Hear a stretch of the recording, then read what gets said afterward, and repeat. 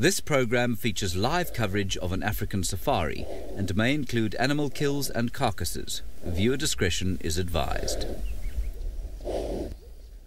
Good afternoon, everybody, and welcome to a glorious day here in sunny South Africa. You can see we've got one of the more beautiful birds in the form of a starling. Now, it is a very warm welcome to Lincoln Park Elementary, Rosemont Forest and Kempsville Meadows Elementary that is joining us for our school safari this afternoon. It's always really exciting when we have the kids on board, and so hopefully you guys are going to have the best time with us as we explore South Africa and Kenya's wilderness areas. My name is Tristan. On camera I've got Senzo, and remember that we are coming to you live, and that means that we would like to hear from all of you, and you need to ask your teachers as many questions as you've got, and your teachers will then send them through to us, and you can ask about everything that is to do with the wild animals out here in Africa. Now, our plan for this afternoon is we're going to go look for a special cat that occurs in this part of the world. It's my favorite animal, and they are spotted and camouflaged and shy and reclusive, but they are the most beautiful animals. So we're going to go look for a leopard and see if we can find it. There was one seen this morning on our eastern side of our traversing area,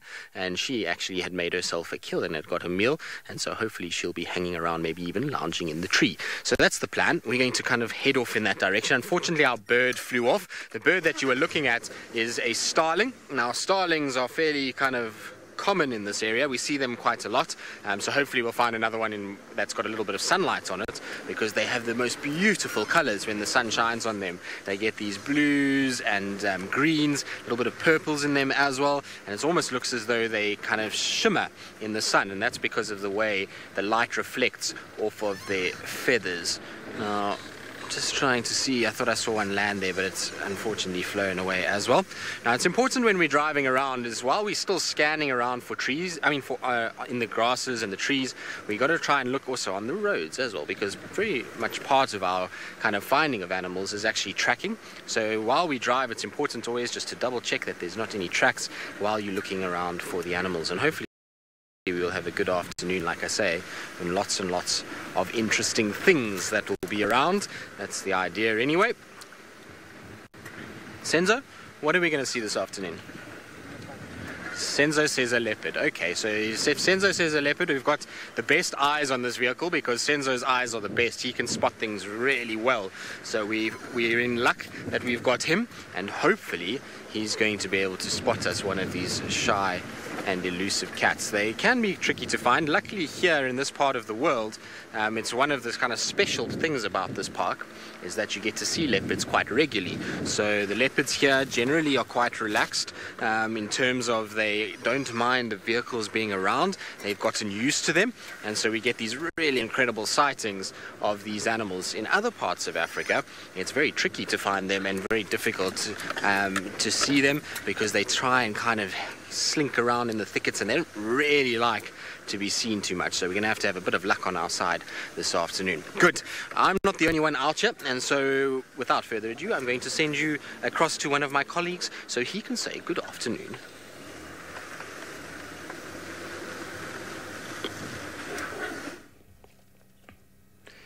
Good afternoon, boys and girls. My name is Ollie. Don't try to say that 5 times. You will hit your tongue. So joining me behind the camera is Giandre.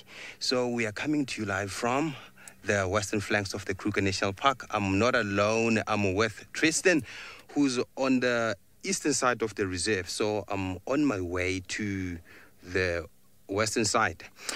So in the western side, there's this special cat by the name of Hukumuri.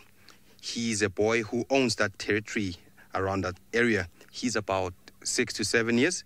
So we're looking forward to find him. So hopefully I will show you Hukumuri. Hukumuri is a leopard. You know, leopards are spotted cats. They are related to black leopards. You know, there's this cat called a black leopard, which is a melanistic leopard. And it's more or less related to a snow leopard. I'm sure you've seen snow leopards.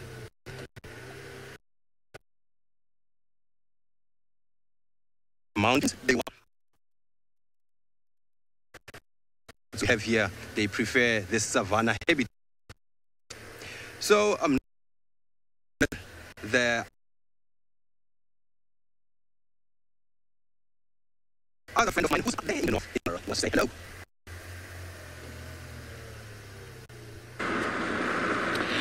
Welcome everybody to the world's largest game drive vehicle. My name is Patrick. Joining me on camera is Bongay. And today I am back in Sausage Tree territory trying to settle the scores. So if you have any questions or comments during this search, please send them in using that hashtag SafariLive or the YouTube chat stream. So as I said, I am back in Sausage Tree territory. It's 2-0 currently. So the Sausage Tree are on 2, I am on 0. What's happened the first time was we were with Kinky Tail for about half an hour before we went live, just trailing her. And then we went through some pretty rough terrain and ended up actually losing her just before we were about to go live as well. And then secondly, there was the incident that everybody would know about by now, with me joining the famed Marshmallow Club. But I'm sure Lauren's told you this story this morning, but I want to tell it again because it takes the blame off me a little bit, or it doesn't make me look so bad. So sorry, Manu, to throw you under the bus, but right after they rescued us, we were driving back up, me and Archie just goes, "Are they following us?" And I looked behind and I couldn't see them anywhere. Sorry, this is just a bit rough here.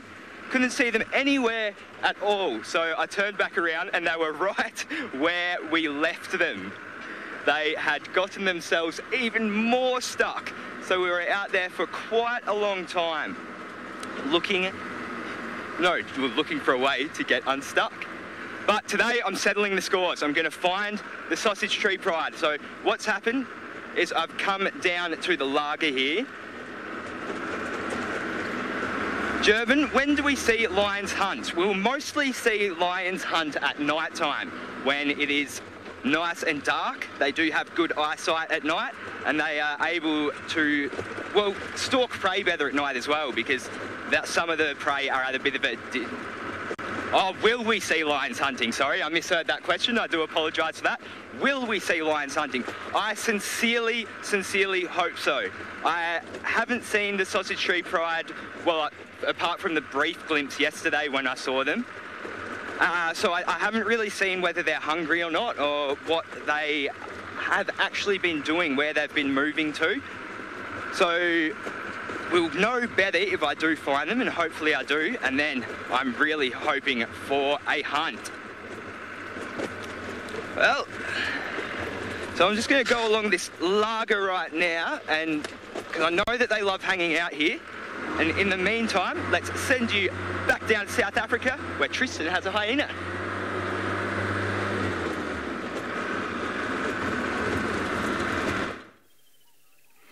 Well, Pat, it's one of those things, getting stuck out in the Masai Mara. It's part and parcel of driving around in those beautiful big open grasslands, is that when it rains, it gets a little bit sticky. But we haven't found the spots that we were hoping to find in the form of a leopard just yet. We have found a different type of animal with spots that's having the best time this afternoon. It's a fairly warm afternoon, and so this is the best way for a hyena to cool down. It's like you when you go swimming. This is exactly what this hyena is doing, is it's jumped into this little mud wallow, and that's just keeping its body temperature nice and cool. Also, you can see, look at its ears. You see how its ears are going all over the place and moving and kind of going back and forth? Well, that's because there's lots of flies around. And I would guess that this particular hyena has probably got a very full tummy. Are you going to have a drink now? It's got a very full tummy, and often that means that they've fed off a lot carcass, and that attracts a lot of flies around the face. And so lying in the water can also just sometimes help with keeping those insects at bay. But it's more than anything is to try and cool them down, and so that they can get a little bit of a respite from the heat that we have around here. So, Jessica, am I ever scared on safari? No, not really. I think there's times where you get a bit worried if something is not kind of going the way you want it. So if, let's say, you get charged by an elephant if you're on foot or something like that. But in a vehicle, no, not really. Very, very seldom would I be scared. in a car. The nice thing about the area that we're in is that this area has been used for conservation and for protecting of animals for quite a number of years. And that means that there's been no hunting, and these animals don't get shot at, they don't get chased, they don't get anything like that. And so they've almost become quite trusting of the cars.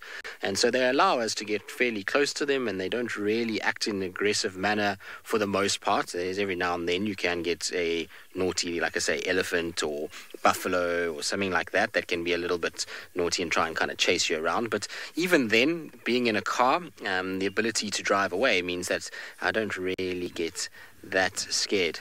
Now, Kayla, is it always warm in South Africa? No. So everybody always thinks that because we're in Africa, it's always hot and it's very, very warm. That's not actually the case. Now we're in our summer months. Even though you're in the winter, we're in the summer because we're in the southern hemisphere.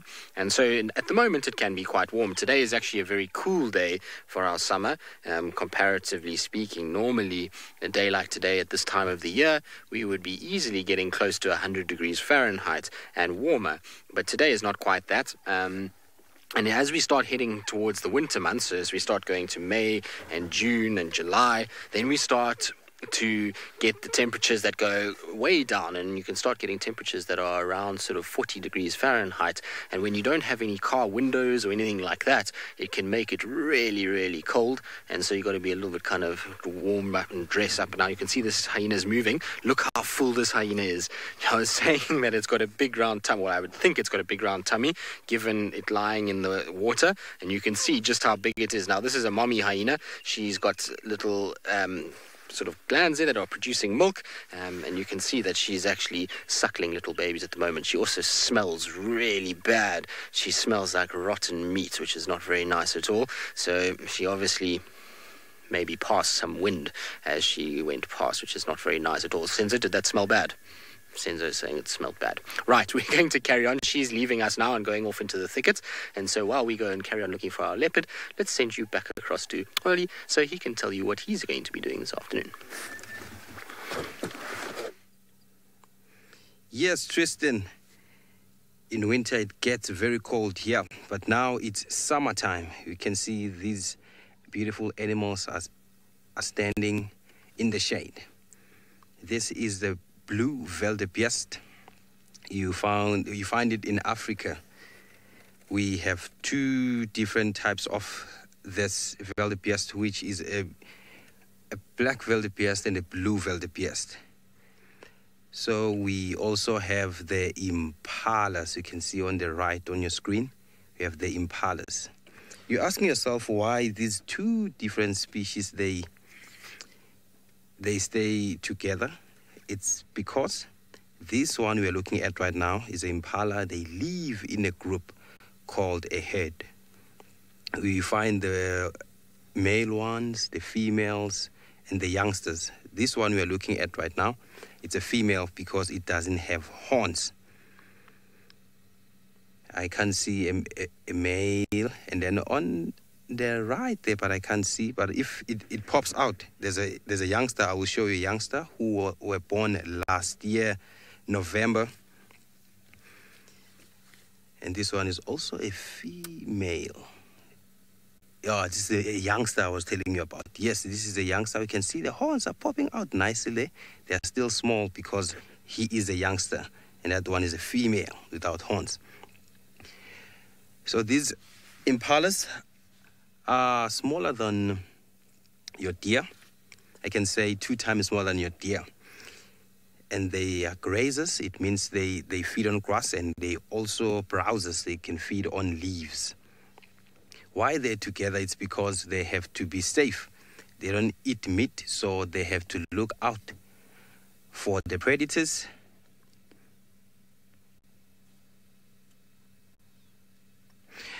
Mrs. Mortis, are there any poisonous plants? Yes.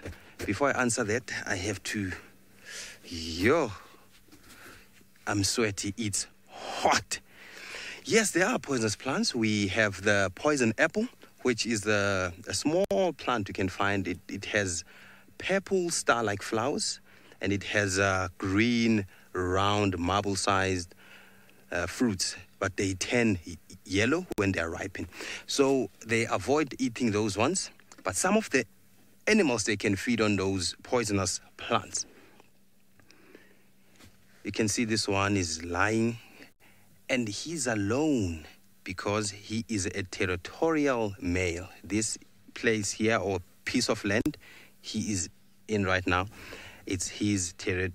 He won't allow any male to come here, only the females. And you are wondering the size of this beautiful wildebeest here.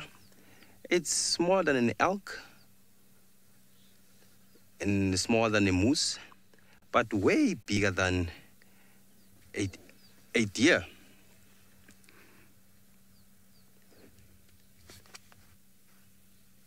They are also grazers. That's why you find them in an open in most cases. If you'd like to know what is an impala predator, impalas, they love being eaten by a leopard, the one I've told you earlier on that we are looking for, we are searching for. So they have to keep a good eye on these leopards. Even lions can eat them, and even those hyenas that are with Tristan, they can eat these impalas. But it's not easy for them to eat these impalas because they are always alert, and they are living groups. As I say, look at there on your left, Chandra, there's a herd of impalas there. This is what I'm saying. They live in family groups. So that's why it's not easy for them to be caught by a predator. So predators, they have to sneak and sneak and sneak. That's why we have long grasses. They hide there in the small bushes and trees before they can catch these impalas. And so that's why this one wildebeest here is with these guys. Being alone, it's not great. So for now, let's leave these beautiful animals with peace because they are trying to feed, they are trying to get a nice shade. So let's go to my friend who's looking for lions in the grasses. Thank you, Antoine. Yes, it's always funny to see that, isn't it? That one lone wildebeest that's always hanging out with the other antelope. I think it's a bit of a comfort thing, isn't it? Safety. Anyway, no sign of the sausages as of yet. It is quite hot today. It's one of the first days I've been here. I've been here a week now, and it's the first day that hasn't kind of started to get overcast and rainy and cloudy in the afternoon. It's still quite sunny, still quite hot. I have been frizzled by the sun today, so I'm really hoping it does become overcast soon. So I'm going to continue on here, and if I can't see any sign of them, I think I'm going to wait until it gets a little bit more cloudy and a little bit cooler, because there is very long grass right now, and in this weather they are sure to be flat. So I am checking all of the shade, you know, the areas that the sun is being blocked off by, see if I can find them. So hopefully I do, but if not, there is a backup plan. I was over a little bit further to the core northeast kind of area. And, oops, sorry everyone, and there was ostriches over there, and I really want to show everyone some ostriches because they're just super fascinating birds, and there's a lot more here than in Juma, so I'd really love to see some. Now Kevin wants to know, how do lions keep their teeth clean? Well, they use a very special brand of toothpaste. Colgate made this very special brand just for lions. 9 out of 10 lion dentists recommend it. I'm completely joking. No. So lions, they will chew a lot of things. So you'll quite often see lions chewing on bones and chewing on sticks. And so the wear and tear from this is what's cleaning their teeth and scraping off all that bad stuff. I know, I'm not sure whether it wouldn't be the same with lions, but I know with sharks that they actually have their own mechanism, of their own chemical that they produce that kind of cleans their teeth for them. So I'm not sure whether this is the same in lions or not, but marine versus terrestrial, perhaps not. Still no sign. Last we did see them when they were moved, well, we didn't actually see them move off before we got stuck yesterday, but where we were positioned when we did get stuck, we could pretty much see 240 degrees around us. So 80 degrees or so that we couldn't see, they obviously moved off in that direction. So it's just a bit hard to say where they're going to be right now.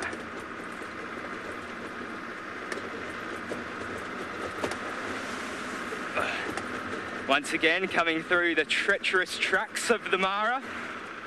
It has been a bit drier there. Nick, how can animals drink mud water and be fine? Well, I could probably drink mud water and be fine too. If it's free from parasites and bacteria.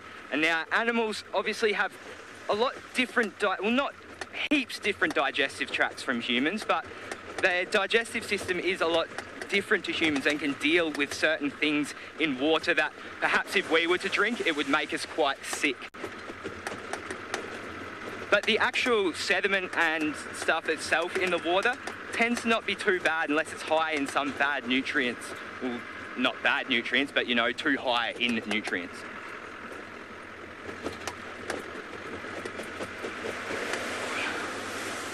And we did also find some cheetah earlier on, which I would have also loved to show everyone, but they were over the Tanzanian border and just out of range of our camera. So unfortunately, we just couldn't stay with them. And then they moved off pretty far away.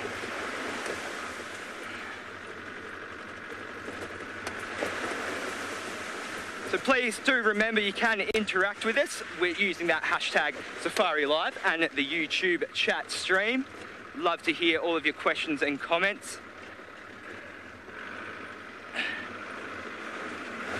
Whoop! Aidan, how high are lions on the food chain? They are right up there, Aidan. They are what we call an apex predator. An apex, if you think of what an apex is, it's the top level. So an apex predator is one that sits right at the top. And they are super, super important in an ecosystem because what they actually do is cull out the bad genetics in their prey. So they will often target the weak and the sick or the fatigued. Pretty much they'll target anything that isn't as strong as the rest of whatever species it may be. And so what this does is it cleans the genetic line, essentially. It takes out those bad genes, so then it leaves the strong to reproduce and survive. So it's a really, really important role that apex predators play. And I was talking about sharks just before with lions, and they do the exact same thing. They're both right up there in the top of an ecosystem. Full-grown lions pretty much won't have any predators, except maybe if a human decides to hunt one. But their cubs will sometimes be, unfortunately, taken by animals such as hyenas. Now, Tristan was with a hyena earlier, but I believe he has moved on to something, well, just as spotty, but a bit more yellow. Well, we have managed to catch up with the female leopard that we were hoping to find. She's, well, taking it very easy in a tree, doing what leopards do, and it seems to be the theme for this afternoon is taking it easy with full tummies, because you can see this female has also got a tummy that is quite big and swollen. She's busy panting at the moment because she's probably a little bit hot. And unlike the hyena, she doesn't actually like to spend any time in water at all. Leopards are like most cats in that they prefer not to be in water. Obviously, if they have to cross a river or something like that, they will, but generally they try and stay away from it. So for her, the way to get cooler is to pant, which is to breathe quite fast, and generally with the mouth open. And the reason why the mouth needs to be open is because as they're breathing very fast, they'll stick their tongue out, and the air that will go over the tongue will basically cause the tongue or evaporation to take place. So the saliva that's on their tongue will evaporate and the liquid will turn into a gas, and that causes cooling to take place in the mouth, and it cools the blood down and then cools the cat down itself. So that's the one reason that one way that they cope with heat. The second way is for her to get up into a tree like this. You can see she's climbed up into the tree. She's actually quite high off the ground. She's probably, I would say, maybe...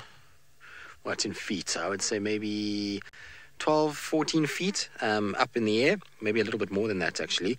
And she's taking it very easy up there, one, because there's going to be a bit of a breeze that's going to be blowing. She's lying in a shady spot in the tree. The breeze will blow, and that will cool her down quite a bit. But also, because there's a lot of shade there, she's not getting direct sunlight onto her, and therefore her body temperature is going to be down. So that's the way that they'll cool down, rather than going swimming like a hyena. So, Riley, what do leopards eat? Well, leopards eat pretty much everything. They're an incredible creature because they're able to find food wherever they may be, whether that be in mountain areas, deserts, savannas, open grasslands like where Pat is, and mixed wooded savannas like where we are. They can find food, and they'll feed off anything from small insects, so things like termites, particularly when termites hatch, all the way up to things like baby elephants and baby giraffes. So they have a huge variety of prey, and they'll eat anything in between, but mostly what they target in the area that we're in, and even in the Masai Mara, where Pat is that they'll be targeting things like medium-sized antelope. So when I say medium-sized antelope, things that are around the size of a deer and smaller, that's really what they go after mostly. And in this particular park, they'll go after mostly what's called impalas.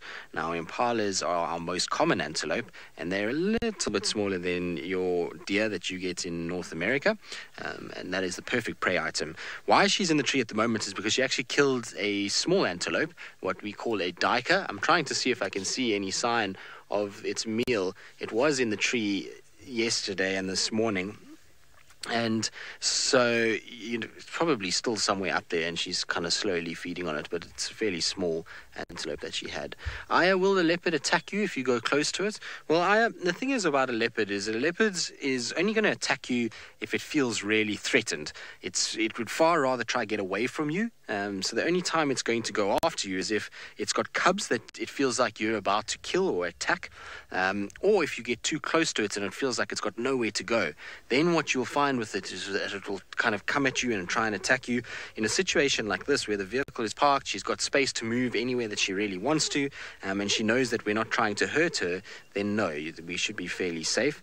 But a leopard can attack you, and there's been many instances where leopards have charged vehicles and have charged people and have actually eaten people before. But it's if you're respectful towards the animal and you give them space to move and you don't drive too close to them, then they're fine. Now, if I had to go and park the car at the base of that tree and walk up into the branches and try and walk towards her, then yes, she probably would try and attack me because she would feel like she's got nowhere to go and she would try and go after me. Now, Axel, this is an impossible question to answer, and it's one that we actually get quite often. But how many spots does a leopard have? Every single leopard will be different. So this leopard might have 253 spots. Not that it does. I have no idea because I've never counted, because leopards don't sit still long enough and roll around enough to be able to count every single one.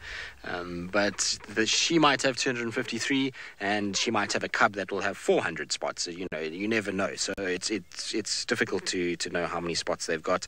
I don't think anyone has really ever counted the spots on a leopard, but maybe that's a project for you one day when you're older, and if you get into conservation you can do a degree on the spots of a leopard. But isn't she beautiful?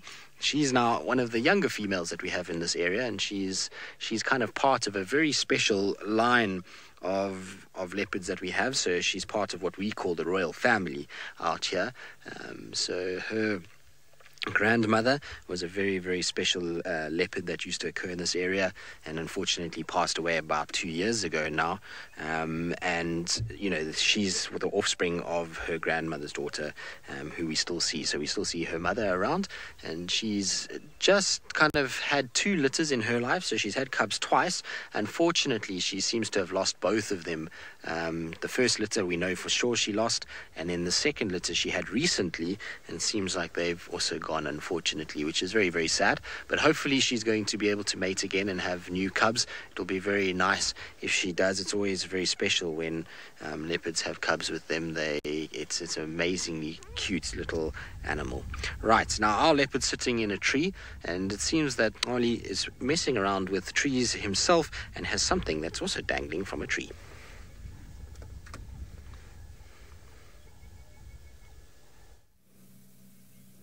Look what I found for you.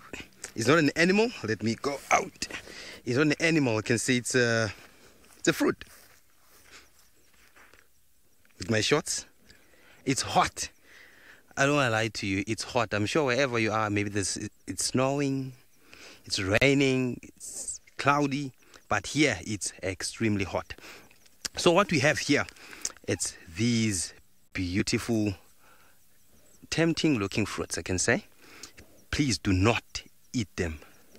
Capital letters, do not eat them. They are round and they are still green because they haven't ripened yet. They will turn yellow, and that's when they tempt, or they look tempting a lot because they're yellow. Then we have these star-like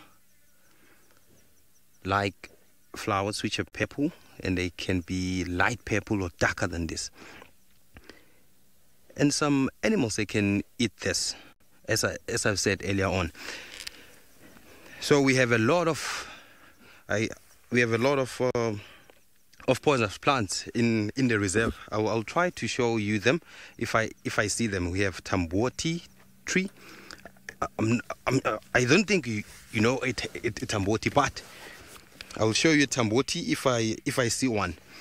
It's poisonous, and its latex, it's white and it's poisonous. Please do not make firewood with the tamboti tree.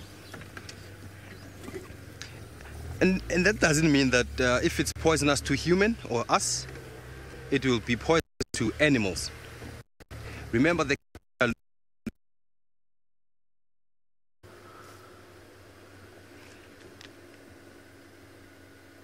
cat we are searching for, it might eat rotten food that has been rotting for 2 days, and it will still eat that flesh, but it won't get sick because that's how they are built to survive in this bush. So, Dominic, why there's so much grass in this place? There's a lot of grasses because it's summer season. Is your question right? Is the question correct? For sure. So let's take a look here. Let me go a little bit back. Let's take a look. Yes, let's take a look here. Let's see over there. You can see there's a lot of grasses around here because it's summer season. That means there's a lot of rain. So grasses and trees love rain, and that's why they grow. And you can see the inflorescence there on top of these grasses. So during the winter season, which it happens around the middle of the year, you don't see these things. This place transforms into something beautiful during summer season. Winter, it's something else. Hopefully, you'll watch the show for the rest of the year, and you'll see all these dry season and spring season in this place. So for now, let's go to Tristan. He has something great for you, boys and girls.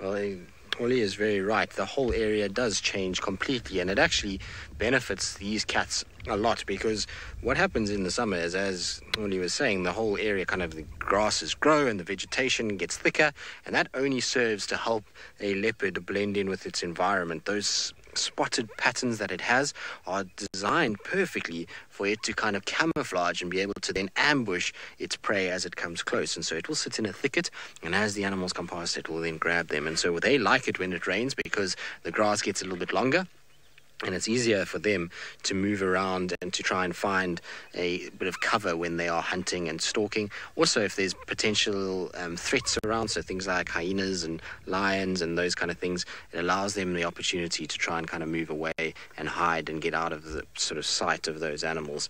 Now, you'll see there's the tail that is hanging down at the moment. The tail is quite a nice sort of long tail, and they need long tails. That's going to help them when they climb. Particularly, it helps just to balance as they kind of move around. Now, Lisa, what is a leopard's predators? So they're probably their number one threat in an area like this would be lions. While lions and don't really hunt them as food, they are competition, and so big cats are constantly in this game of competition, and if one finds the young of another one, they'll often kill them, and lions are big enough and strong enough to be able to kill a leopard. Now you can see she's got her eyes open. Isn't she beautiful? So they would be the number one threat. Hyenas are obviously a threat if a leopard gets cornered by hyenas. There's also, they've got to worry about wild dogs, and probably the biggest threat to leopard populations and leopards in general, especially when they are cubs, is male leopards. So what happens with leopards is when a male leopard moves into an area, he becomes the dominant male and territorial, which means he patrols an area in order to make sure that he keeps that area safe from other males. But sometimes you'll find that males come in and they'll find a female with cubs, and because they haven't mated to raise that female, or haven't made those cubs, that male will kill the cubs to bring that female back into estrus. I apologize about the noise. We're on one of the main roads, and there was a delivery truck that just came past that was delivering food to the lodges. That's how the lodges get a lot of their food here, so you'll see a bit of dust that's going to go past and a bit of noise, but at least they've gone past. Sorry, girl, did they wake you up? I know, very rude. It wasn't us, though, so don't give me the evil eye. And so the male leopards account for more deaths in cubs by killing young cubs than probably any of the other predators. So they're probably the number one threat when they're young, but when they get to adults like this, then lions becomes the number one threat to a leopard in terms of other predators. But isn't she beautiful? For me, they're the best looking animals out here. I absolutely love spending time with these cats. They are incredible in the way that they're able to camouflage their secretive nature, and the fact that they live life pretty much on their own. 99% of their life is spent by themselves. Obviously, females, when they've got cubs, they will raise those and have them around, but generally they operate alone, and there's no sort of link between male and female. Right, she's going to take it easy again. Seems as though she's going to put her head down to have a bit of a nap, given that the truck rudely woke her up. And so while she takes her nap and we keep quiet, let's send you up to Pat in Masai Mara, who's got a very large animal that these leopards wouldn't dare to go after.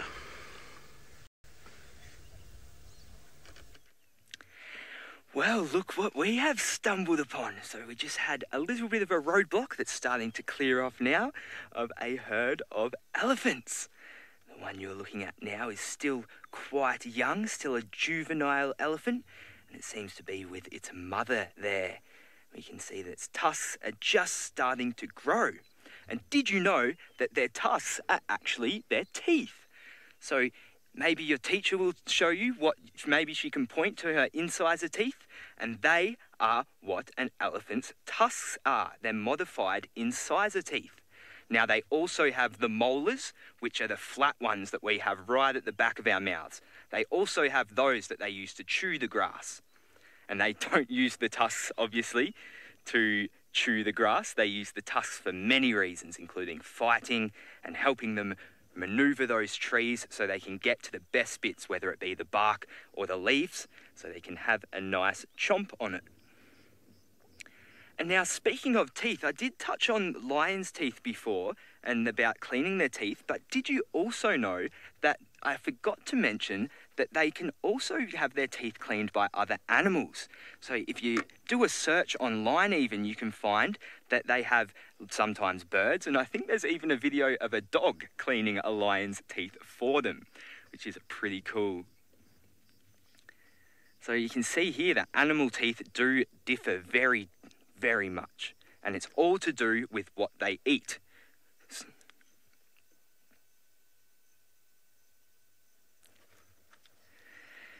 So Evie wants to know what animals eat flowers.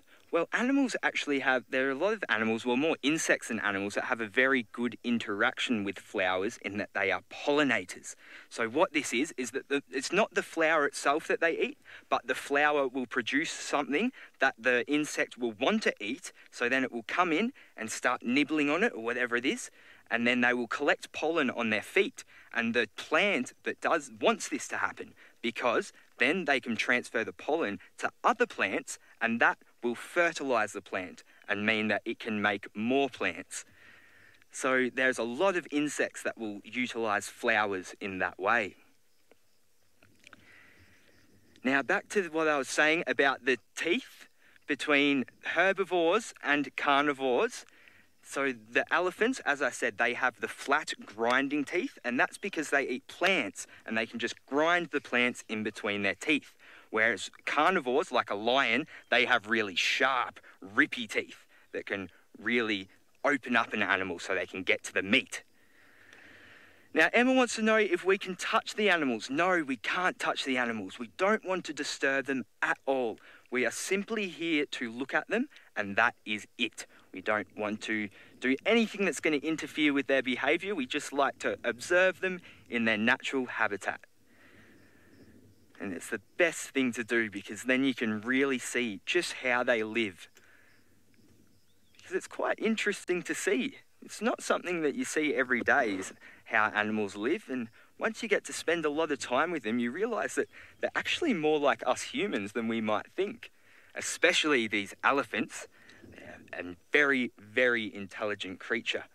The largest brain of all land mammal animals.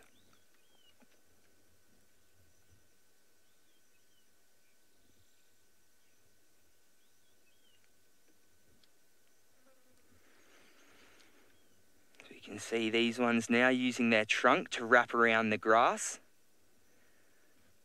And that's bringing it up to their mouth there. Their trunks are very skilled. Alicia wants to know how big an elephant's ears are. Well, this one we're looking at right now, I would say from the bottom of the ear right up to the top of the ear is about 1 metre in length. So that's almost as big as a kid. That's a very big ear. So that's about 3 feet. 3 feet high, maybe even a little bit higher. They're very big ears. And it does look like they get smaller with age, but this isn't the case. It's just that their body gets bigger, so it looks different.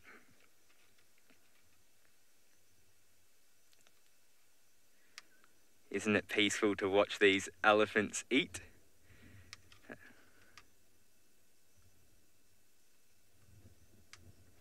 Axel wants to know how far can an elephant travel? Well, they can travel huge distances. So they will quite often migrate, not totally migrate, but they have very big home ranges. And what a home range is the area that has everything that they need that they can move about in. And with elephants, this can be hundreds, sometimes thousands of kilometres, especially if they are in search of water.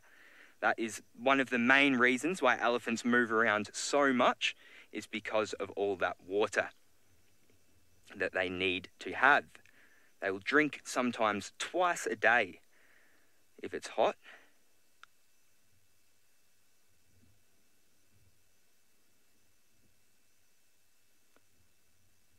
And you can see that it not only uses its trunk to eat grass, it also uses it to suck up water so it can drink.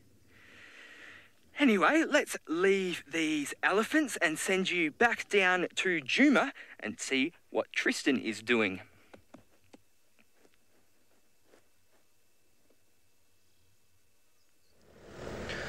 Well, you can see our leopard has stood up, so we're just going to move quickly and see if we can just get into a slightly better position, because her face is completely covered by branches. So I'm just going to go back a little bit and see if we can just see her slightly better. She's probably moved a little bit because it's starting to cool down now as the afternoon gets a little bit cooler, so it becomes easier for them to walk around, and you'll find that they will kind of position themselves in a slightly different spot. She might also be a bit thirsty, in which case she's going to go and try and get some water. So she'll try and go and find the nearest water point, and she'll go and drink. Often when they pant as much as they do, they lose a lot of moisture, and they will eventually, unfortunately, have to go and find water. The nice thing for them, though, is that the kind of carcass is sitting up in a tree, and so they don't have to worry too much about how or anybody who's stealing it, really. They can just leave it up there and nobody has to kind of worry about it being stolen. But she's hopefully going to kind of move down at some point and be able to kind of lie in a slightly different spot, and hopefully we'll kind of get to see her quite nicely. But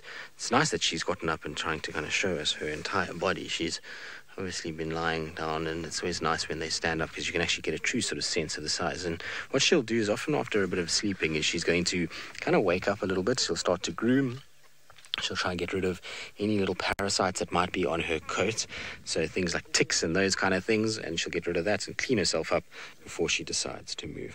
Right, well, unfortunately, though, it is that time of the day where we need to say goodbye to all of you because, unfortunately, time has run out and you have got to go to other classes. But I hope that you have had the most wonderful safari with us here in Africa. There's been a little bit of something for everyone in that. I hope you enjoyed the leopard more than anything else. I know I'm biased, but I do hope so. Anyway, I hope you also don't get too much homework, and we'll see you all soon.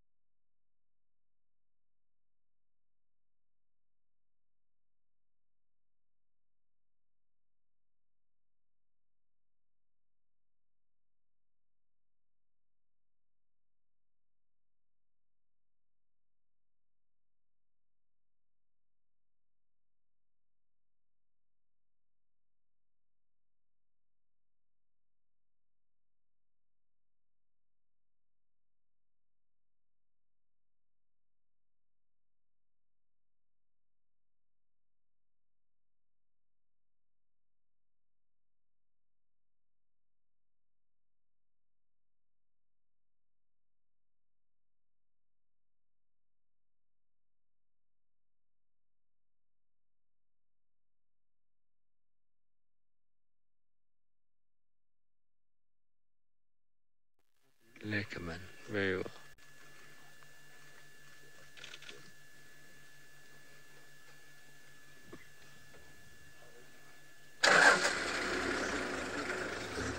He's in that tree. Yeah? See this tree that's behind?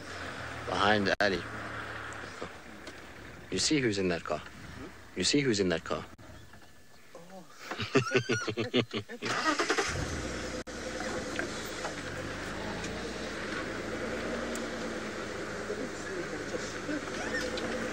Didn't you see her?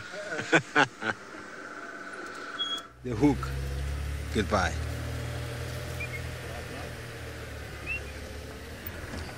Hello, good afternoon to you all and welcome to Safari Live. My name is Oli. Let me stop the car and have a nice greeting. My name is Oli and joining us behind the camera is still Giandre. And we had a wonderful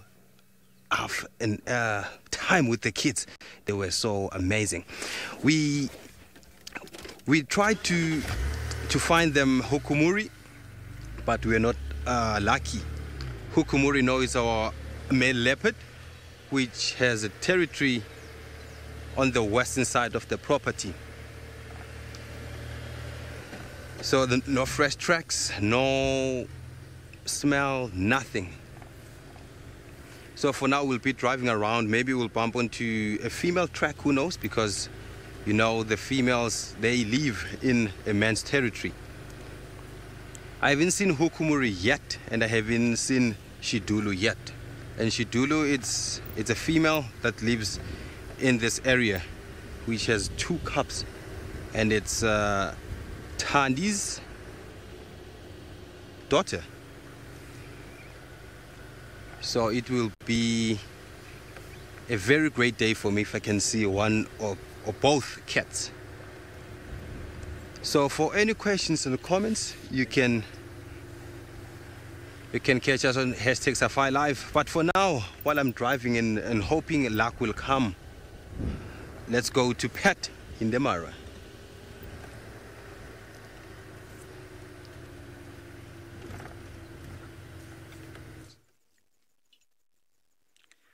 Well, look what I have found. Some of my favourite birds, the ostrich. These are very cool, very interesting birds. So we can see here we've got 1 male and 3 females. So the male is the one at the back right now, and we can tell it's a male because of that real dark coat it has, and the white primaries on the tip of its wing there, and the white tail feather. Whereas the females are a little bit more darker. So there's a good sexual dimorphism there, which makes it very easy to tell the difference. Now, these guys right now are in what is called a harem. And what a harem is the dominant male and his group of females. And this one seems to be a group of 3. So he's quite the player. So one thing you notice as soon as you look at ostriches is just how shaggy they look, almost as if they haven't combed themselves for a few days. Paula loves these birds. Yeah, they are so cool. And that shagginess, it comes from the fact that they are flightless. Obviously, being heavy birds can weigh up to 145 kilograms. They don't fly. So what happens, what this means for the feathers, sorry, I'm getting my words jumbled up here. What this means for the feathers is that they don't have barbs on the end of them. And why this is significant is because when a bird is in flight, the ends of the feathers, they need to hook together in order to hold the wings sturdy. But because these guys don't need to fly, they lack that. And so they have this shaggy coat that's more for insulation and for displays rather than anything else. And so you might be thinking, if they can't fly, why do they have wings? Well, they serve a few purposes here. Firstly, as I said with the feathers, it's for mating displays. You'll quite often see when a male is wanting to attract a female, he'll put his wings out and fluff his feathers up and look real big and majestic and do a little dance. But what they also use it for is for balance. So their wings, they'll put them out and it will help them balance when they're running at that fast speed of 70 kilometers an hour. Alexandria, an ostrich can get up to 2.5 meters tall, so just shy of 8 feet. That's a very tall animal. That's a double. No, not quite. No, definitely not double my height, sorry. That's about a meter, 70 centimetres, 80 centimetres on top of my height. So they would tower over most humans. And the last reason that they also have these wings is because the ends of them actually have a little hook or a little spike on them, and they use this for fighting. So you won't see ostriches fight much, but the males will fight and also the females will fight for territory. It's mostly the males though, although they are pretty peaceful most of the time. Of course, being closely related to the cassowary and the emu, which I know very well from Australia. They are Australian birds.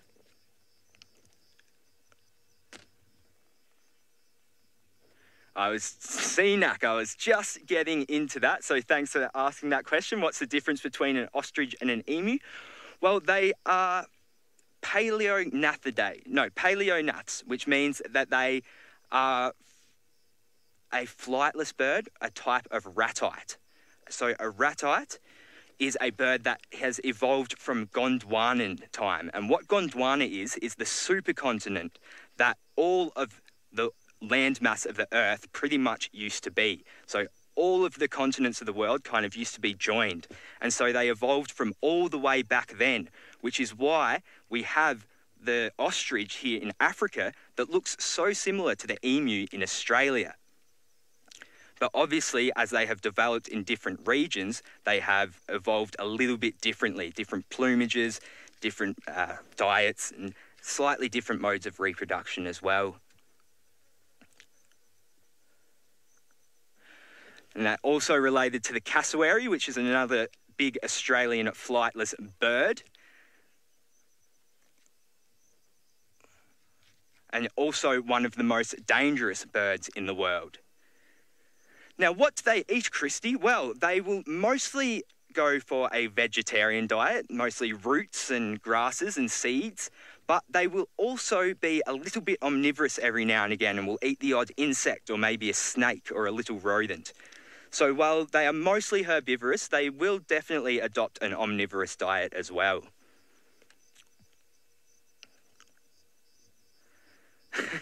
I'm just getting a little song play through my head here.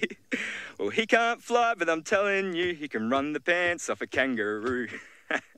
So that's actually about Old Man Emu, which is an Australian song, but I suppose it would apply to these ostriches out here as well. Well, these birds keep flying round and round. They keep their 2 feet firmly on the ground. Now, they can't fly, but I'm telling you, they can run the pants off a kangaroo. Sorry, I'm getting a little bit carried away here.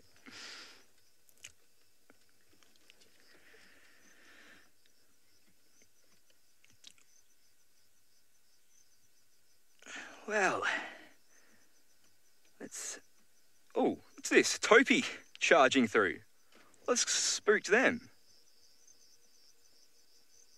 Okay, I'm going to stay and see if something's actually caused this, but in the meantime, I'm going to send you down to Tristan in South Africa.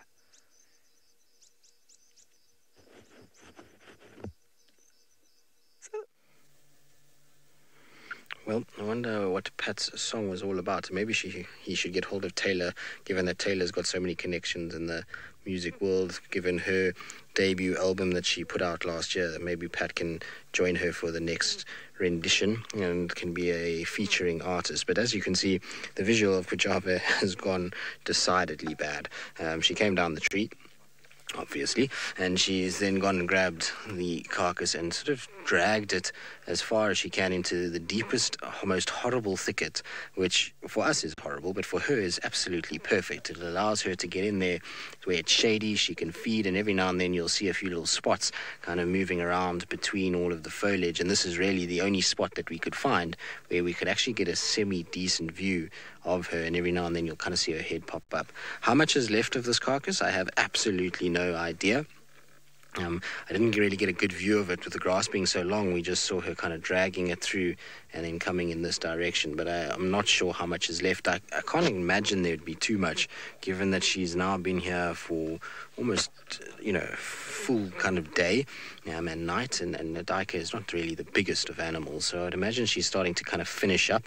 And it'll be interesting to see where she moves to from here, whether she decides to start heading northwards into Torchwood, or if she's going to go further south. There was an update right now about a female leopard on Cheetah Plains, which I would imagine must be in Kanyeni, given where it was. It was all the way on the eastern side of Cheetah Plains. And I believe yesterday Quarantine was seen actually just south of Chitwa, on Annette's side. Well, Annette's in Coral kind of cut line. So it's a lot of leopards around, and it'll be interesting to see where she went. And I wonder if maybe Quarantine wasn't kind of involved in the loss of her cubs. You can see that's the kind of thicket that she's behind. And when you're looking for leopards, it's amazing how they can blend in and becomes really tricky to be able to see them. But what I was saying is I wonder if Quarantine wasn't involved with the loss of Kuchawa's cubs, because I believe that she has lost them. I haven't seen for myself, and to be honest, when she was coming down the tree, I was too busy talking to some guests that have just arrived at Juma. They were saying hello that I know, and then also Ali and her mom are also in a vehicle sitting with me in this sighting. They're at Chitwa, so I was just kind of talking to all of them and didn't really pay attention to the suckle marks. But Taylor was telling me that it doesn't look like she has suckle marks anymore. And another friend of mine who was recently at Nkoro said that he was here and they saw Kuchava going to a drainage line off a net where they thought the cubs were, and she sat there calling for almost 2 hours and frantically running up and down, which suggests that those cubs unfortunately were probably killed. And the theory is that the father of those cubs was that skittish male that's been seen a handful of times. I think Taylor's definitely had that male on. And I forget who had it recently. Steve, I think, in one of the SABC TV shows, also had that same male.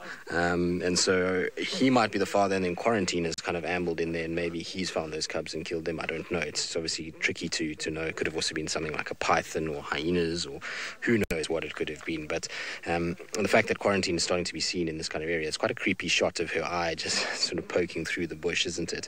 And just every now and then just get that glint of the eye through the kind of green thickets. It almost feels like you're being watched from the shadows. So it could have been, to do with him. And so who knows? Now, Monique, do you call me the leopard whisperer? No, not really. I mean, this sighting, I didn't really find it. I mean, it was quite funny. I did laugh yesterday because Taylor was laughing at me because she went on game drive and I arrived back yesterday, but I wasn't on drive yesterday afternoon. And 5 minutes into game drive, I had already had somebody tell me about Kuchava, so I messaged her, and she was quite irritated by the fact that I already had kind of some sort of idea where a leopard was, even though I wasn't on game drive. But, it's more just, I suppose, going about looking or making friends and making sure you're well informed. So there's a lot of things that have been kind of happening. Today, there's been a lot happening on the western side of us. Shadulu and the two cubs were seen on Arathusa, but quite far from the cut line. So they were around an area called First Windmill. So that's kind of on the western side of Arathusa camp. And then Hukamuri is mating with Moya or Nanga female, depending on where she's seen, but he was mating with her quite close to the Londolozi boundary. So lots of stuff happening in the west. Tiani, I think, was also seen, and so it's just our northern leopards that are being elusive of late. So Tandi, Tlalamba, Tingana, they all need to start making an appearance. And I've also had a word with Hosana. For those of you that are interested, I gave him a phone call yesterday and told him that as much as he's been enjoying summer camp, and he says the food has been very nice at summer camp, but he's also getting tired and he wants to start coming home. So Senza and I have told him that he's got 3 days to finish up his impala kill that he has on Londolozi and decide to start moving and getting his butt back home. And so hopefully he'll be back in the next few weeks. But ultimately, the chances of him coming back in 3 days is probably not very good. We just told him that. He's a rebellious teenager now, and so he's living life by his own rules. He'll come back when he's ready, as they always say. But no, he obviously is a little bit of pressure from other males in this area, I would imagine, and that's why he's a little bit kind of nervous probably to come back this side. Also, the going's good where he is. I mean, he's not obviously being chased by anything, and he's got a huge amount of food. He's got the Sabi River that he can roam around, so it's a good place for a leopard. And if you can eke out an existence there, it certainly is a leopard's kind of hotspot. That's an area where many leopards have ended up going and trying to settle because of how suitable it is as a territory. But hopefully he does come back. Romit, are there males or predators around the territory of Kuchava? Yes. So she's got Tingana to the north of her at the moment, Quarantine to the east, northeast, southeast, east, skittish male to the south and to the west of her, and Hukaburi in the extreme kind of edge of her. I mean, not really, but I mean, you could throw him into the mix as well. So that's kind of the mix of male leopards that she's got. In terms of other predators, she's got lots of hyenas that she's going to have to deal with. There is wild dogs that run through here. The lions are often in this area between the torchwoods, Inkuhumas, sticks. They all kind of overlap in this Chitwa section, the evoker males. So lots of different predators she needs to worry about. It's not an easy life being a leopard. And so you probably find the reason why she denned where she did is because of Tandi's increased pressure on Torchwood. Tandi has moved a lot more towards Torchwood these days and is spending a lot more time in that area, and that's then therefore kind of pushed Kuchava a little bit further south, and that's why her cub has been there. We know when Tundi was spending a lot of time on Juma's side of when she first had Kalamba, then we saw Kuchava pushing into Torchwood quite a lot more, and in fact she used to take her cub onto Torchwood fairly regularly, whereas now, you know, it's not quite the case. We don't see her on Torchwood all that often. Every now and then maybe ride on the southern side, but Torchwood is really kind of Tundi's domain these days, and that's probably why she shifted south, and maybe that's why the cubs were put in danger, is that she went further south than normal, and she ended up going into a drainage line off the sort of mile boundary, and who knows, maybe another leopard came in from the south and caused havoc there. So she's got a bit of a tough time of it. I don't know if we're going to get a better view though than what we've got at the moment. We're going to have to probably be a little bit patient, but I mean, if you walked past this bush now and she had her head flat, you would never know that there is a leopard inside there. It would be very, very tricky. Anyway, we're going to be patient, we're going to wait, we're going to see, maybe she moves. In the meantime though, let's send you across to Oli and see how his afternoon's going and if he's had any luck.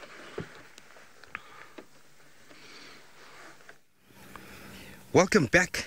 Earlier on, my earpiece was not connected, so I didn't get the comms. I'm sorry about that. I had a little bit of panic there, but I'm still alive.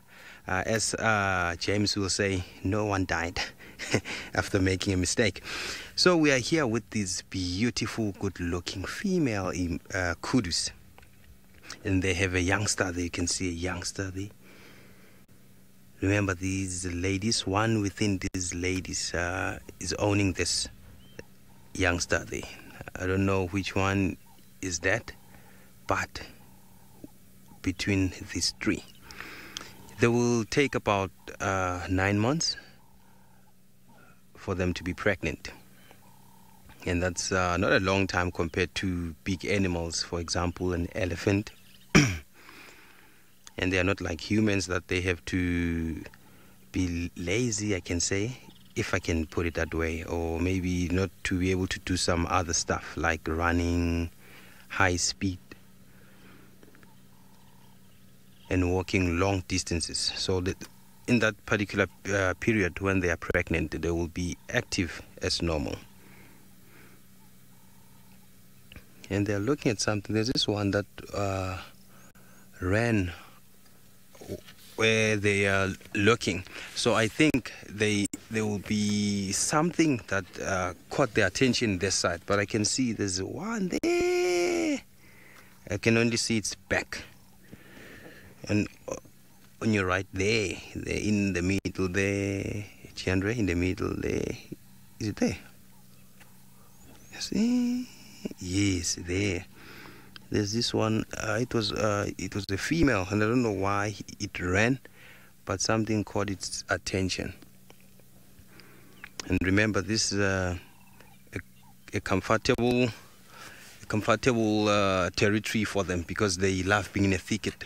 So, but for the males, they are much vulnerable because of their big horns. Because when they run, they have to lift up their chin like this, and then running while the horns are facing at the back, and they are vulnerable at that time because they don't really see where they are running to, and while they're chased by a predator. So these ladies over here, they are better than the male ones. I can say they are less vulnerable than the males.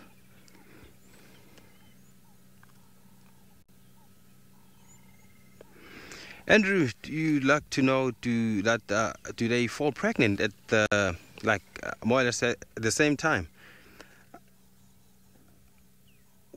I'm not quite sure with that, but if they did, all these females would have like youngsters, and they would be seeing like 30 youngsters. But maybe they had youngsters, maybe they were devoured by leopards or any predator. But most grazers or herbivores, they prefer to a certain season to give birth because it's more vulnerable, like it's more bad for a youngster to be born during the dry season, I can say, because they will try by all means to mate just right after the end of the dry season, then so that they will give birth during the wet season. So when there's a lot of food available and water resources. And you know, during the dry season, this place gets completely dry, and the young ones, they have to be away from their mothers. So it will be difficult for them to hide the youngsters. So in these tall grasses, it will be easier for them to camouflage very well from predators. And they are chewing and thinking and looking. You can see their ears. They're wide open because they have to listen to the surrounding. Ivy, you want to know, are they still active when they are pregnant? Yes, indeed, for sure. They are very much active because they need to move away quick from a predator. They need to feed and they need to walk to a water sources. So what I can say, even if like a leopard or a lion, you remember they get pregnant, but they still can hunt. So even these youngsters or these guys or these females, they are active during their gestation period. So this female has turned and is looking to this 3 adults with this youngster over here.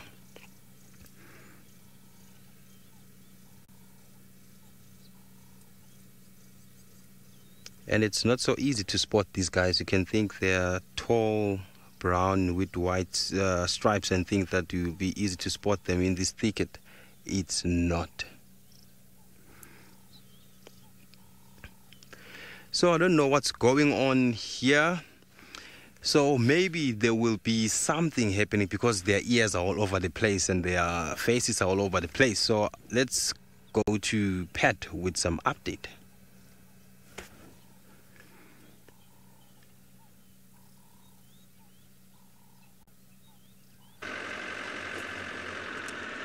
Well, I asked for ostriches. I said I wanted ostriches, and now I have definitely got ostriches. In about the last 10 minutes, I've driven past about 25 ostriches.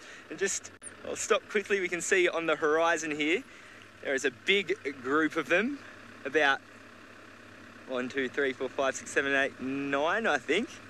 And most of them were males. And that really highlights how complex the social structure of ostriches are. It's not really any fixed system, although there will be generally an alpha pair that will mate. The rest of the social structure around that is kind of really loose and yeah, it varies quite a bit. You're not always going to see a male with a harem or, 2 females and 1 male. There's no real set ratio or anything like that. And they were running all over the place just a second ago. The one was running one direction, one was running the other direction, and I can only assume that is a predator avoidance technique to confuse them. They are relatively skittish animals. They are pretty easy to spook. You do need to keep a good distance from them most days. Some days they can be calm. Anyway, it is starting to cloud up a bit now and cool down a little bit. So I'm slowly circling my way back down and we'll do another search around Sausage Republic.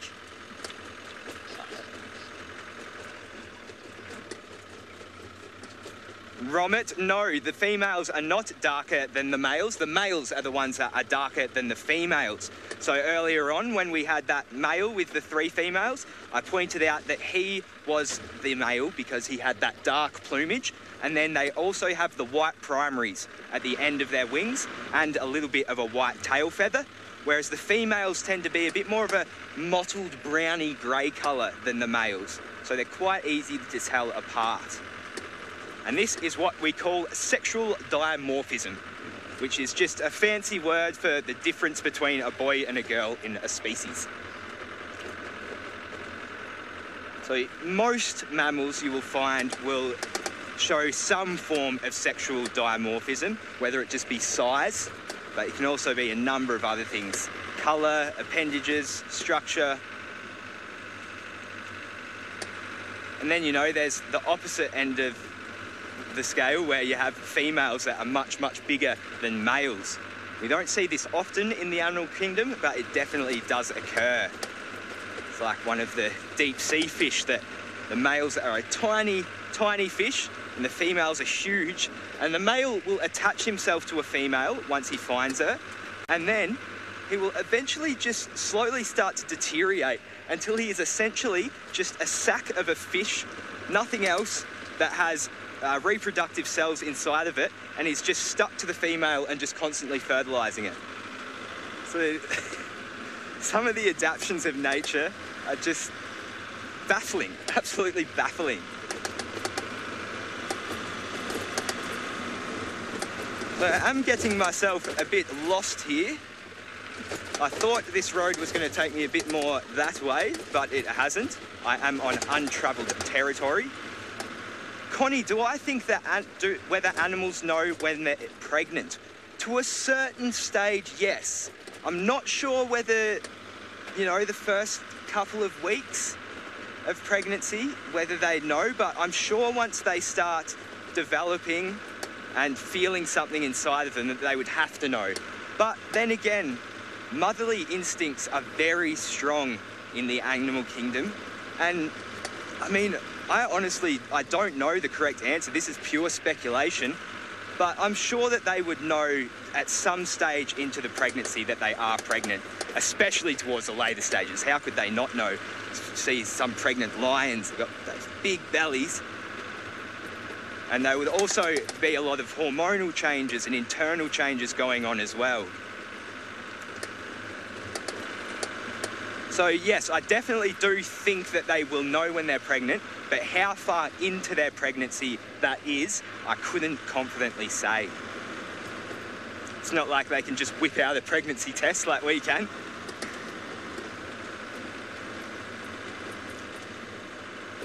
Although we as humans, veterinarians, have developed ways to find out if an animal's pregnant, but then again, we can't verbally communicate that to them either.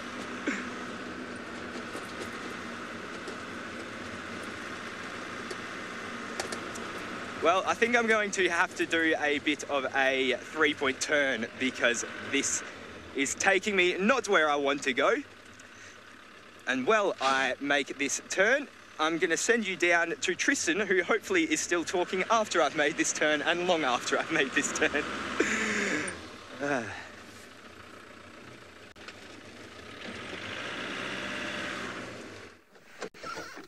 Right, now unfortunately we've lost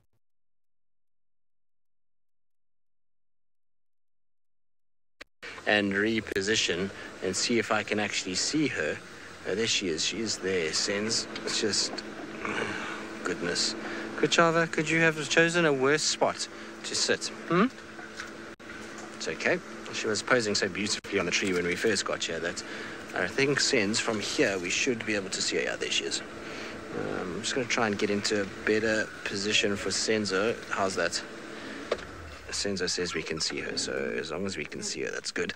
It's a horrible little thicket that she's kind of got into, and the problem is that a lot of the trees that are around her are sickle bush, and so sickle bush is not something you want to drive over. It can cause a few punctures, and I don't really feel like having a puncture right now, so we're going to have to just deal with it. A little bit of a kind of bad visual for now, but the reason why I'm being patient while she feeds in there is that often after a leopard is eaten, they will move off towards water to go and just kind of drink and maybe carry on. And it doesn't look like there's too much left of this carcass. And I actually want to see which way she goes because it's going to be important in terms of following up on her tomorrow morning, see where she went. If she goes into Torchwood, well, then that's good for us because we'll be able to maybe then find her inside Torchwood somewhere, or we'll see what kind of goes on. So it'll just be interesting to see which way she moves from here. She might also go up towards a tree and just go and lay down and sleep again, or even find a shady spot. So we'll just kind of be patient. It's sometimes the way it is. We can't have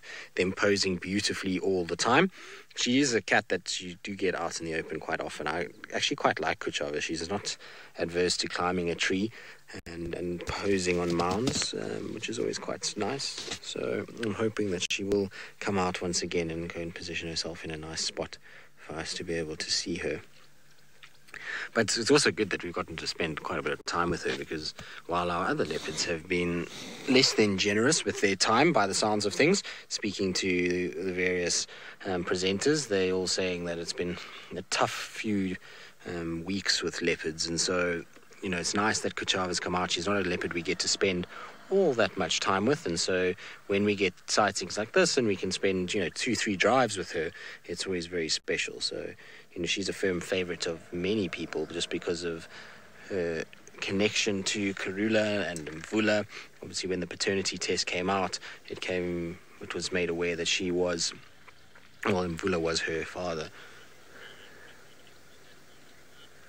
Now, just trying to see if a vehicle is trying to get in here at the moment, but I doubt they're going to see too much. We just have to wait and see if she begins to move. Let's see, she's kind of just looking around at the moment. I don't think she's finished eating just yet.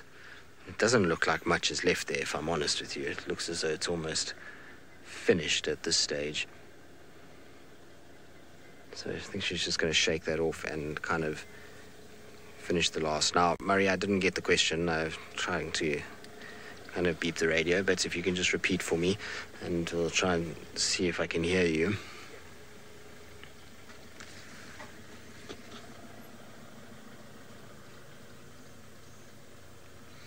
Now, I mean, sorry, Murray, I'm not hearing you nicely at all. You're breaking up quite badly. I just heard something about Hosanna and where he would be on Juma. I think that's the gist of it, if he came back. I don't know. I mean, obviously, there's a lot of factors that are involved with the leopard forming a territory and finding a place to live. So he would have to compete with Hukamuri, the skittish male, Tingana, quarantine, kind of find a place in there. We know that when he was here during the course of the winter months, the central Djuma was where he kind of concentrated, so around the camp more than anywhere else. That area, I suppose, is still up in some respects for grabs, in that Tingana still patrols around there. So if Tingana starts to disappear a little bit and Hosanna can slide in there, then potentially he could take that area. But, you know, we unfortunately have to come to this realization that Hosanna is not going to be around here forever. You know, he is a young male, and generally we expect young males to be moving and to be pushing out and to be kind of going off on their own, like Tumba did, and so the chances of him staying was very, very, very, very slim. And so if he does move off, then that's just the way it is. It would be nice if he came back, but I think the more time he spends away, the less time he's going to start moving back in here. Unless, of course, he comes back and decides that he wants to stay here and doesn't get too much pressure from the likes of, you know, Hukamuri or something like that, then maybe he'll stick around. But what surprises me, and especially in Tumba and Hosanna's cases, both of them, very young male leopards, and they've gone into the densest areas for male leopards in terms of the Sand River, and they've somehow eked their way through there and are kind of sitting there pretty. And I don't know how they've managed to secure those areas. I mean, there's a lot of other leopards that hang around in those territories, and so I'm quite surprised at how well they've done. And hopefully they just continue to stay safe. I mean, Tumba's been the wanderer of the Sabi Sands, probably more so than any other leopard of late. He's been all the way to the western boundary, basically, and now has slowly kind of edged his way back towards Londo's. And wouldn't it be special if he arrived back? It's been a long time since we saw Tumba. In fact, I actually would like to know, maybe James, Richard, if you know what the last sighting we had of Tumba, what was the date? I think it must be close to a year now since we've seen him. And I would really, really like for him to come back. Okay, well, she's dragging the kill, which is good. There's still a lot more than I thought. And looks like she's going to take it towards a tree, which will be quite nice. Let's move here, Sense, because we'll be able to then follow her as she goes. Sorry, Rusty.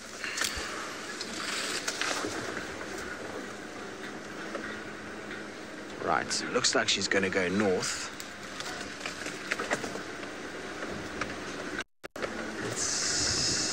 See.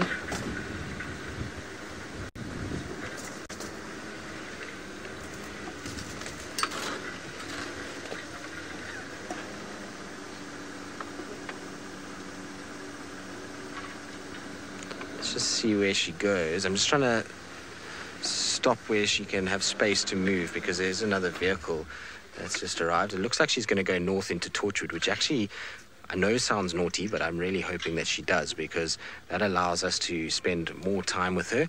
There she goes. She's going to cross the road. Off she goes with her kill into Torchwood, hopefully, which will be quite nice.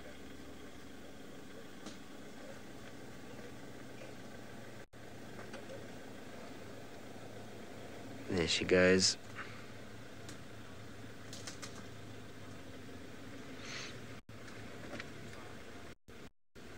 There we go. So she's crossing into Torchwood. So we're going to just follow her as she goes in and see where she heads to. I'm pretty sure she's going to go towards a tree and put the carcass tree eventually, which will be quite nice for us. So we're going to try and cross over with her. Unfortunately, there's quite a steep bank here, so we're going to just try. No, we're not going to be able to get up there. We have to try and get a little right to that. See if we can get. We are sorry for those technical difficulties. So I am still making my way back down along what I am now going to call Ostrich Road, because there is ostriches all over this road. Still making my way back to sausage territory, but the sun is starting to go behind the clouds now. Starting to cool down, so hopefully we have a bit more activity, which will make them a lot easier to find, because when it's hot like it was today or this afternoon, they go so flat, and this time of year the grass is so long it makes them very difficult to spot. So it's always a lot easier when they're out and about on the move.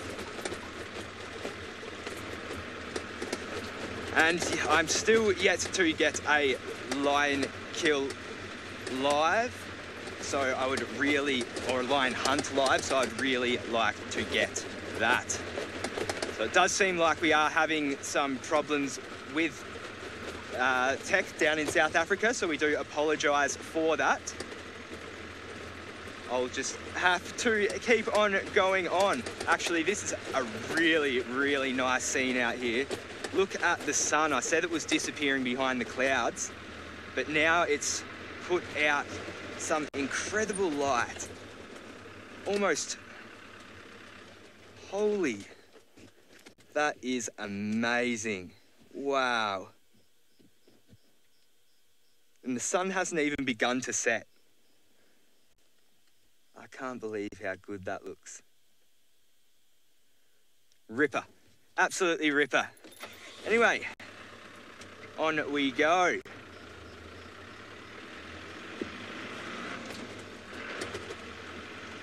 I think I should almost make it a mandatory thing now. Every drive I have to stop for either a sunset or a sunrise, because I think I've done it just about every drive, and for good reason too.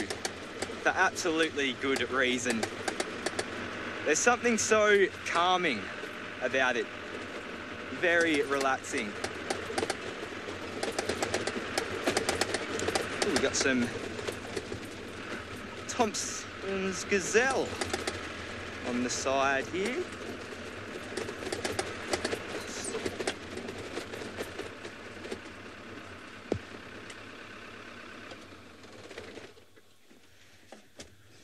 So, got some gazelle here. You see a lot more of these during the migration times, but there are still quite a decent population left here. And aren't they a cute animal? And a very fast animal.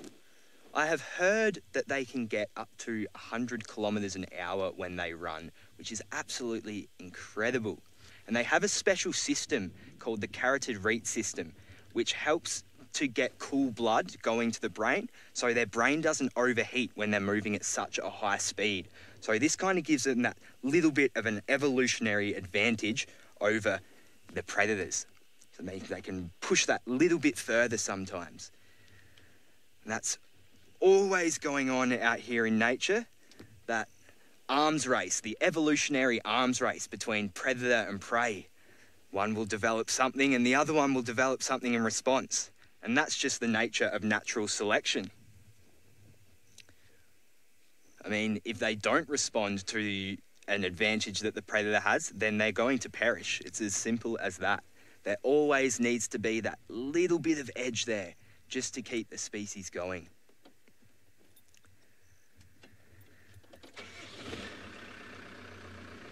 Gazelle are definitely one of my favourite antelope.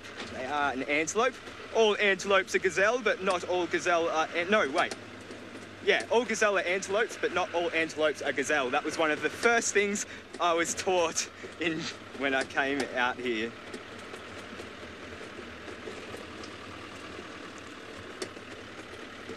Oh, looks like we've got a huge herd of buffalo just over here. Might make my way over that way, because if there's buffalo, then perhaps there may be a lion around as well, trying to snag one of the... Actually, it looks really nice, the buffalo. I might actually stop for this scene too. The buffalo are directly in the kind of biggest beam of sunlight right now, and it looks very, very nice. I'm just going to find a nice patch to pull over because it's a little bit muddy here. That is a huge herd of buffalo. I'm not even going to try and count, but if I had to estimate, maybe 300?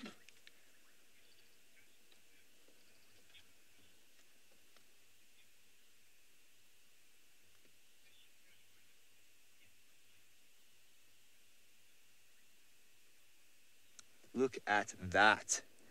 How cool is that? So this is a giant herd of buffalo. There must be some very good grazing pastures over there. Ghost Rider wants to know what is the elevation in the Mara. Well, currently we are sitting at about 1.6 kilometres above sea level. So it is quite high up, and then where our camp is even further up on the escarpment, almost 2 kilometres high. So just almost at that 1 mile mark above the ground. So it does make things a lot harder, because as you get higher up, obviously oxygen gets thinner and harder to breathe, so your lungs have to work harder. So sometimes even just walking up the hill to the kitchen can leave you puffed out. But it's great because it helps to build fitness very quick. I always leave the Mara a lot fitter than when I arrive. Look at all those buffalo grazing very peacefully through there. They are bulk grazers, meaning that they aren't too selective about what they eat. So they will munch pretty hard on a lot of different substrates. Or not substrates, sorry, grasses. I don't know where that word came from. Oh, it's been a hot day. I think I'm losing it a little bit.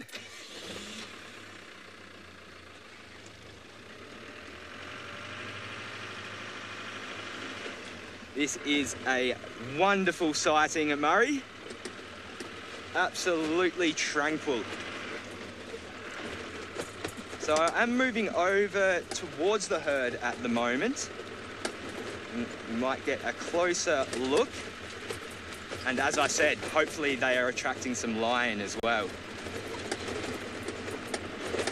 We are starting to get back to Sausage Republic. Now, as I am on my own at the moment, I need a bit of conversation going on. So please, please, please interact with me using the hashtag SafariLive or the YouTube chat stream. I'm going to search and talk and search and talk.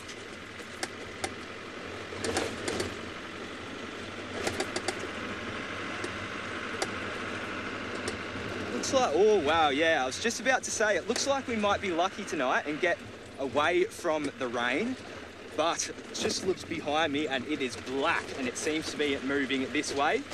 So hopefully nature is nice to us and it just holds off that little bit to give us time to do what we need to do, to show you what you want to be shown. I'm going to go around this bit because last time I tried to go through a mud puddle, I almost took poor Bongai's head off. Gromit, what would be my ideal bush dinner whilst watching lions? Well, I'll tell you what, I definitely wouldn't want to have some meat on me. Okay, the only way's through, hey. Okay. I definitely wouldn't want to have meat on me. It might make them frick up a little bit. What's over there? Okay, so Bongay's just telling me he thinks he sees lions. So I'm just going to get my binos out and have a bit of a look.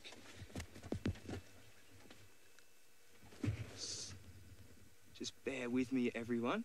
So back to the ideal meal. Maybe a nice, or some vegetarian nachos smothered in guacamole. And a nice juicy mango with some yogurt afterwards. Here, I'll give you the binoculars.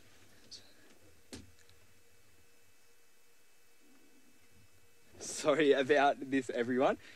We are trying to find lions right now. Okay, no, good. On we press.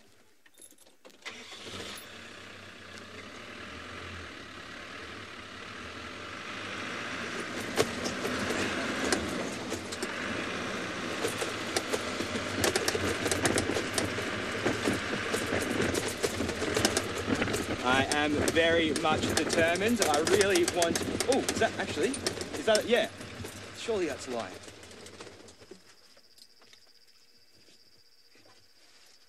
Oh no, it's a hyena.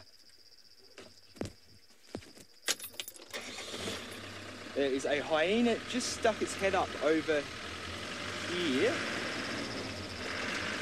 I'll see if I can get around to it. There's been hyenas everywhere in the Mara lately.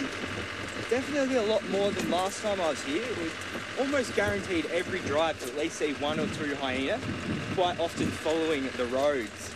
You can see these topi here are staring very intently at the hyena right now. So, oh, sorry, I'll just move back a little bit.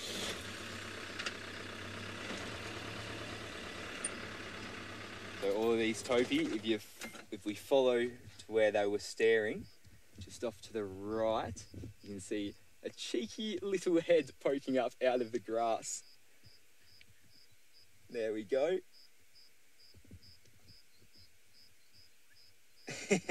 There they are, having a look over, with all those buffalo in the background as well.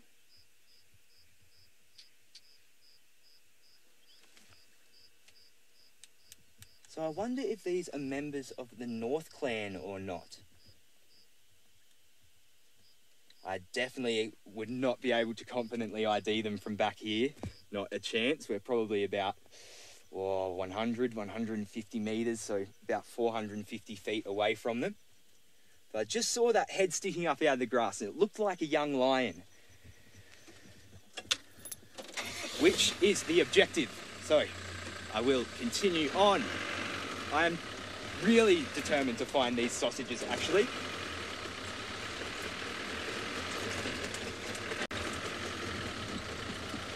What do I love most about the Mara? Sorry, I didn't get your name, but I'm sure Murray will repeat it and I'll be able to say then. But what do I love most about the Mara?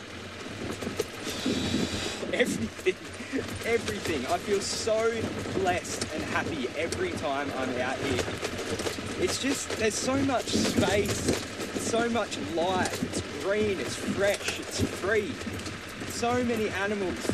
And then the sunrises, the sunsets, the clean air, the people. Everyone's so nice. It's just, you know, one of those really magical places.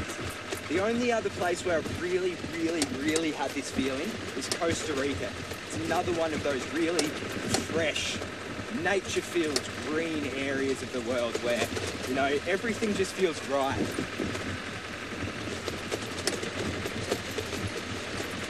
Of course, very different habitats and environments. When I was over in Costa Rica, I was mostly in the dry forest, one of the last remaining dry forests in the world, which is essentially like a rainforest, except it doesn't cop the rainfall. So it's got a bit different kind of vegetation there. Well, actually, in those dry forests as well were jaguars, which are pretty similar looking to leopards. So they were one of the first, well, the first big cat I ever saw in my life. It was a jaguar out in the jungle of Costa Rica. And they were actually feeding, believe it or not, on the sea turtles. I was working on a sea turtle project, and we literally saw jaguar coming onto the beach and eating sea turtles by opening up the shell and getting inside. The remains was not really a pretty sight to come across, that's for sure.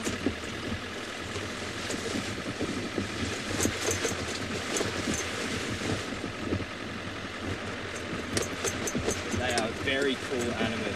And we got to see them on foot as well. Well, Mick, what is the difference between jaguars and leopards? Well, leopards and jaguars have a different distribution. So leopards you'll mostly find about amongst Africa, and I believe the jaguar extends down through Central America, down to South America, but I'm not 100% sure on the distribution of the jaguar. But obviously I know they're in Costa Rica. I'm not sure whether they extend down, but yeah, so the difference in environment and difference in geographic location will obviously lead to differences in species. That is one of the ways that speciation occurs. It's from geographic isolation. Just like I was actually saying with the emus and the ostriches.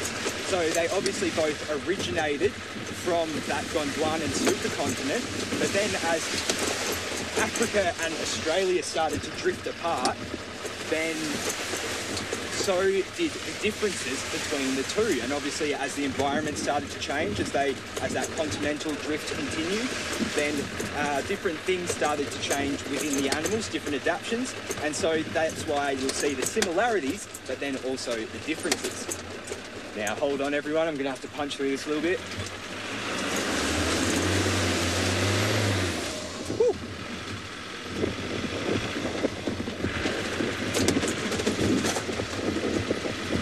Yeah, so geographic isolation is one of the drivers behind evolution. Seems like my mic has come loose. Sorry about this, everyone. Probably going to hear some grunts and groans from the microphone as I put it back in.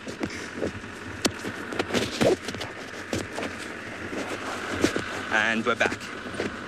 Sorry about that, I didn't realise that had happened.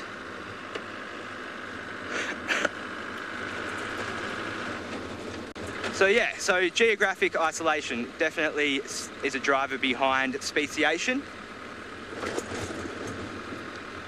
And that continental drift that I was speaking about, I didn't really elaborate on that, but it's, if you think of the world as a crust floating on molten magma and hot liquid essentially, there is convection, which is the cycle of warm things rising, cold things sinking. And so that starts to happen underneath the crust of the Earth, and it pushes the crust of the Earth out and the continents away from each other. And so that is how continental drift occurs. It's a very complex topic, but that's kind of just the basic drivers behind it.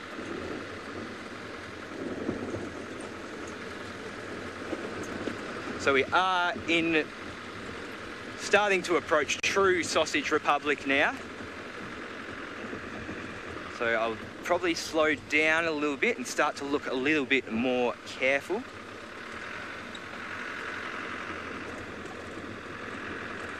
There's that herd of elephants we drove past earlier. Have you seen any lion by any chance? No? Okay. The elephants haven't seen any lions, so that doesn't help. I'll just have to look harder myself.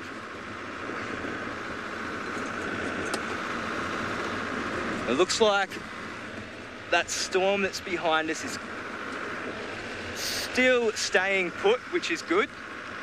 That's one less thing to worry about, although it is cooling off significantly, but I am not complaining one bit.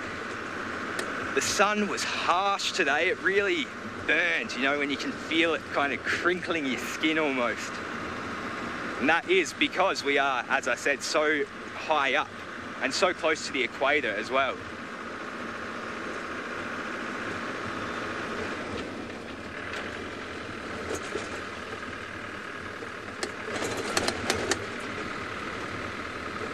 And while I'm actually searching for some lions, I might do some birding as well if I come across any birds.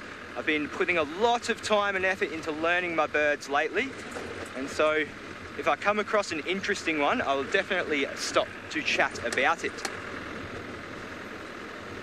Birding is actually something that I really didn't expect to enjoy this much.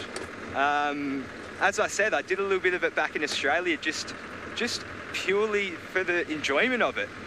And the more I learn and read about birds, the more I'm just really starting to see how fascinating they are. The complete diversity.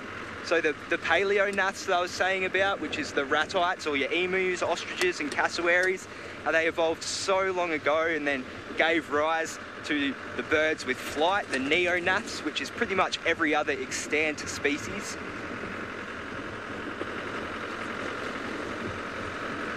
And then all the way to the pesserines, which there is about 6,000 species. Today, I was like, I said to myself today, yeah, you know, I'll try and learn a lot of pesserine species today, thinking that there'd only be a couple of hundred. Then I saw that number, 6,000 plus. That's absolutely staggering, and there's probably quite a lot more. That's just the thing with taxonomy and trying to classify species. It's always chopping and changing. There's always more to be found. There's always a new subspecies or a new branch of a species. It's always changing, which can make it very confusing actually, and very frustrating at times. When I was writing my honours paper, I had to change the species name, no, sorry, not the species name, just the genus name of one of the species of mussels I was researching 3 times in the 1 year that I was writing my thesis. 3 times. So it went from Limnopernia to Brachiodontes, back to, and then to Mytilus. No, not Mytilus. Yeah, no, but then Limnoperna. So that's 3 genii change within the space of a year. And so I had to go back through my thesis every time this happened and change it and change it and change it. And so that's where taxonomy can really start to get a bit tedious. And I don't know, sometimes I feel like people look a little bit too much into it. Because, yeah, I mean, the deeper you dig, the darker it gets, really.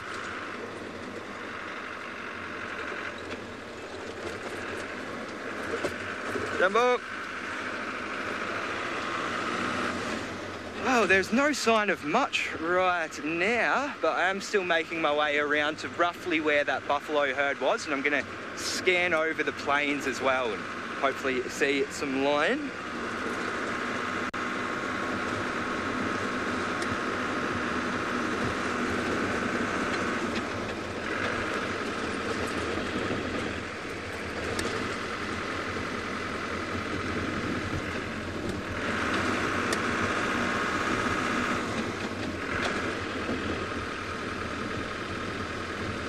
I don't think I'm getting comms from FC right now, so I really am on my own at the moment.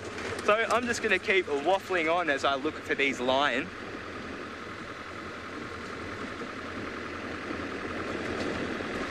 And still my 2 favourite animals. I was asked my very first day presenting out here in the Mara what my 2 favourite animals were, and they were elephant and lion, and I still hold that true. I've had so many awesome interactions with so many animals now, but just lion cubs and elephant babies, I cannot get over. Every time I'm around them, I don't know, I turn into a different person. It's so cute.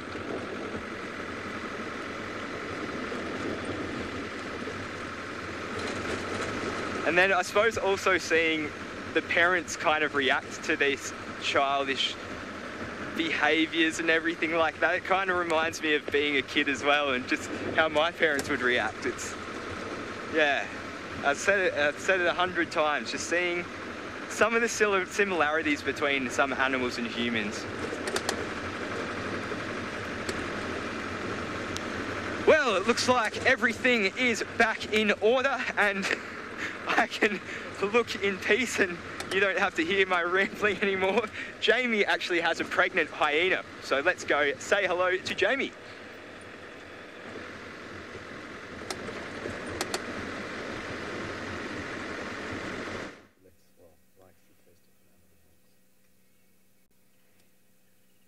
Okay.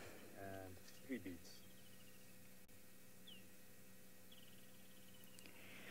Brilliant. Thank you all for jumping on board the safari and, of course, for sending through your... Oh, hello. Surprise. A very good afternoon. That's not exactly how I planned to do my first segment back from leave. I was in the middle of doing something that was off air. But hello, I'm back. My name is Jamie, and this afternoon, Jeandre is on camera with me. Jeandre looks as surprised as I am.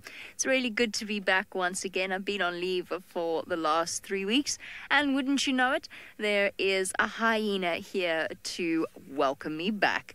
In this case, it is Pretty. I don't know which hyena Tristan had earlier, spending some time in the mud wallow. I don't know if it was Pretty or not. But in this case, we have the lovely Pretty, and she looks as though she swallowed not only a beach ball, but possibly a beach ball that was pumped up several times by an over-enthusiastic child. She looks absolutely enormous. I couldn't be more thrilled to be back here, and of course, most importantly, to hear that the hyena den has returned to Djuma once again. They seemed to wait until I'd gone on leave before coming back, and I'm going to try not to take that too personally. And we went there this morning, had a wonderful time this morning, saw Pretty's cubs, saw Plonk, all looking so grown up and like little miniature spotted hyenas now.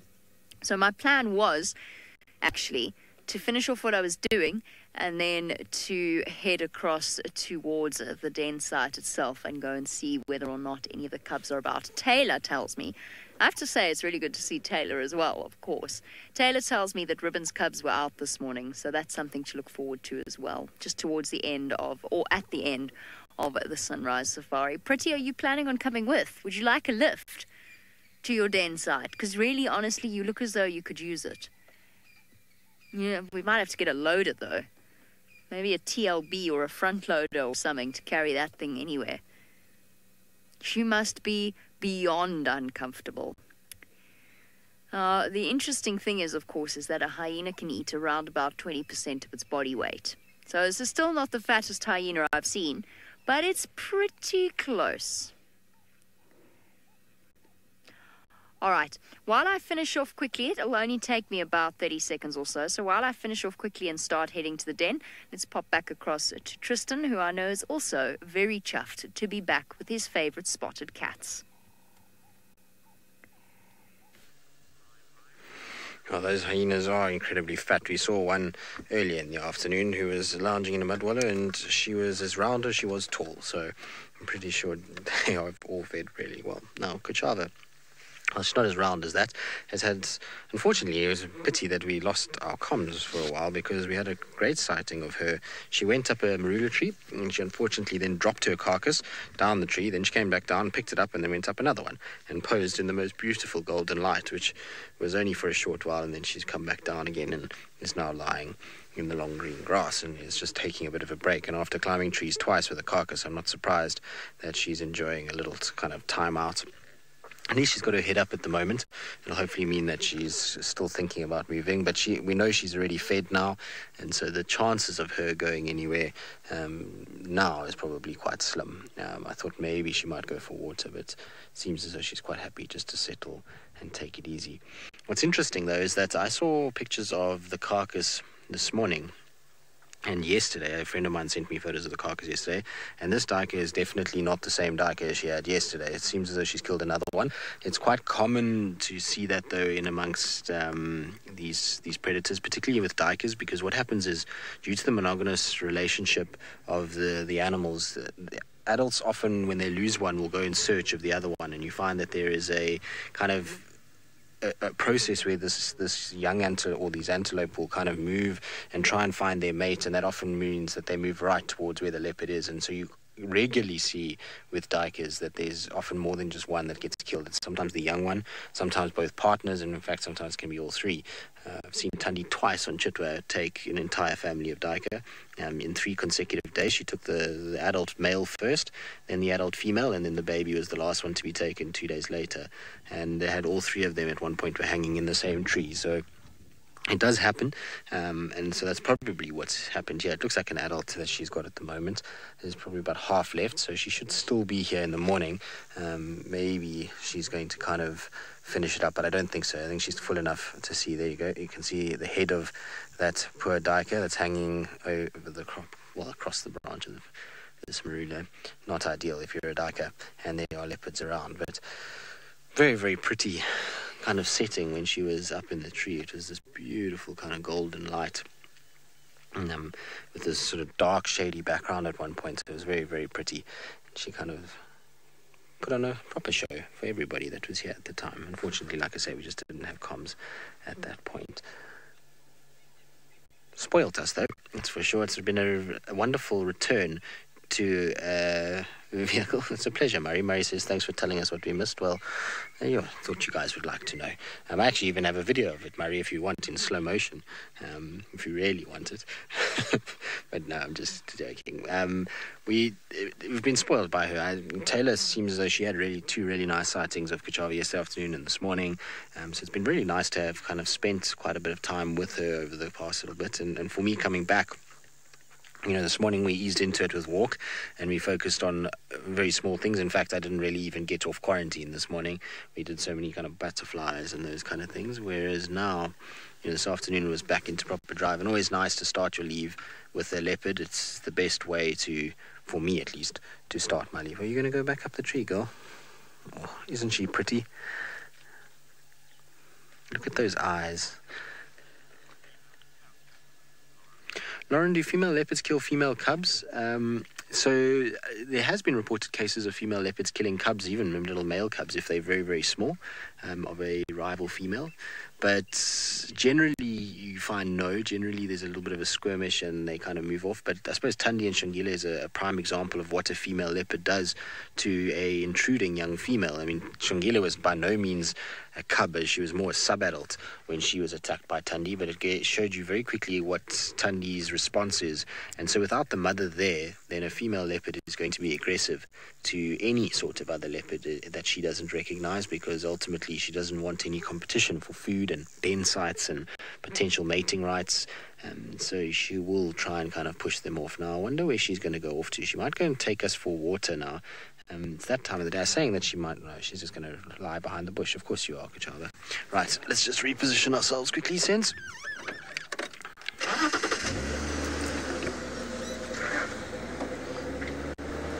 Just going to have to go back and round. Fortunately, the grass is so long. It's a bit tricky. Where you got to position yourself is not the easiest. Quite strange to say the grass is so long, given how's that sense? Is that all right? It's a bit tricky because of the kind of slope that we're on. We're kind of looking into the grass, whereas I suppose actually it's better to be a little bit higher than it is to be a bit lower. But there she is there. It's an all right view. I think there's nothing wrong with that. In fact, most people in their lives would absolutely love to see a leopard in that way, whether it be in long, thick grass. They wouldn't care. There's many people that have been to many of the game reserves that have had very little leopard in terms of viewing in South Africa. I know a lot of the Kruger trips are quite tricky to find leopards, and so I know lots of people that have done multiple safaris without any leopard luck. Okay, well, we'll sit with her. Hopefully she'll come out of the grass and into the tree just now and feed off her carcass. In the meantime, though, let's send you back across to Jamie and those very full, very happy hyenas, which should make Jamie quite happy.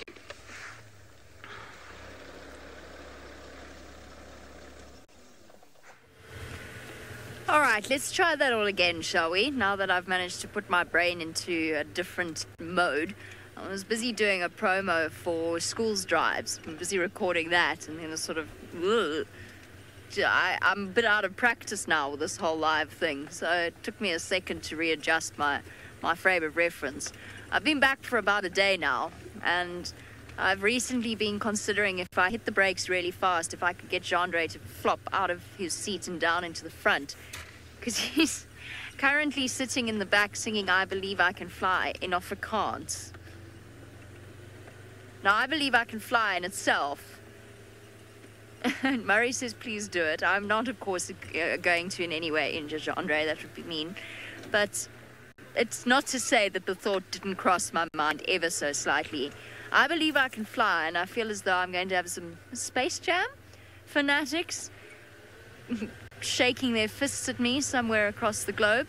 But I Believe I Can Fly is not the pinnacle of human being songwriting, nor does it sound any better in Afrikaans, I'm afraid.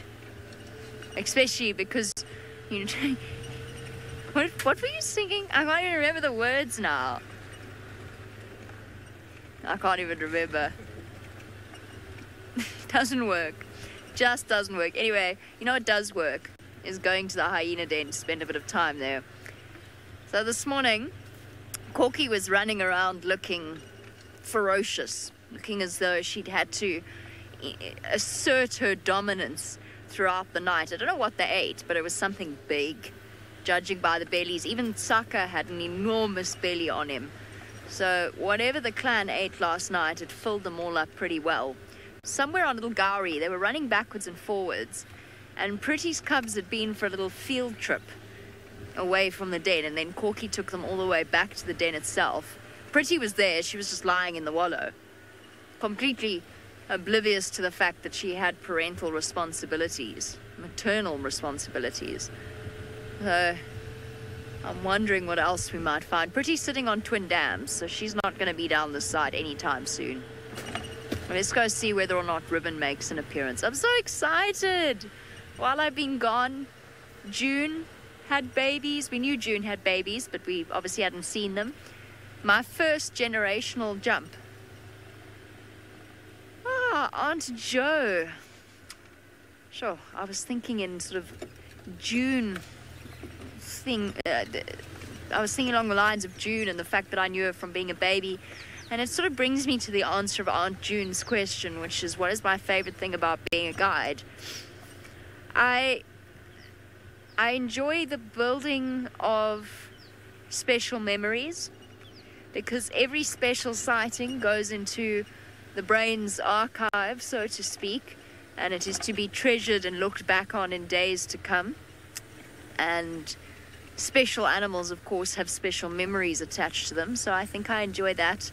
I think my favorite thing, though, and I think you'll find that most of us agree with this, not all of us, most of us, though, as guides, what we really enjoy about what we do is that we get to share something that we love with people who are really interested in hearing about it and experiencing it. You know, it's one thing to have to be a teacher. Obviously, when you've got a student that's really interested in what you're teaching, whether it's English or biology or science or mathematics, you've got a student just really interested, it's one thing. When you've got a student that is just totally disinterested and you've still got to try and teach them and get through to them, that's a different story. And it's something that we never have to do as guides, because people come on holiday because they want to be here. They want to experience the place. People watch SafariLive because they have a special fascination with the wilderness. And yes, they might not like every aspect that we show them. Some people don't like hyenas. Some people really can't be bothered about insects or learning about insects or grass or flowers, whatever the case may be. But ultimately, everyone who's watching is a naturalist at heart. And so what we get to do is take something that we love and share it with people who are really interested in it.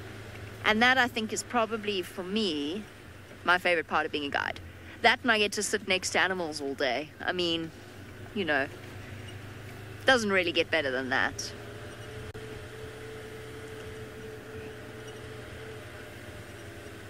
I think it's safe to say that there might be people who don't particularly like grass. There might be people that don't particularly like flowers. There might even be people, even though they're wrong, who don't like spotted hyenas. But no one doesn't like a leopard.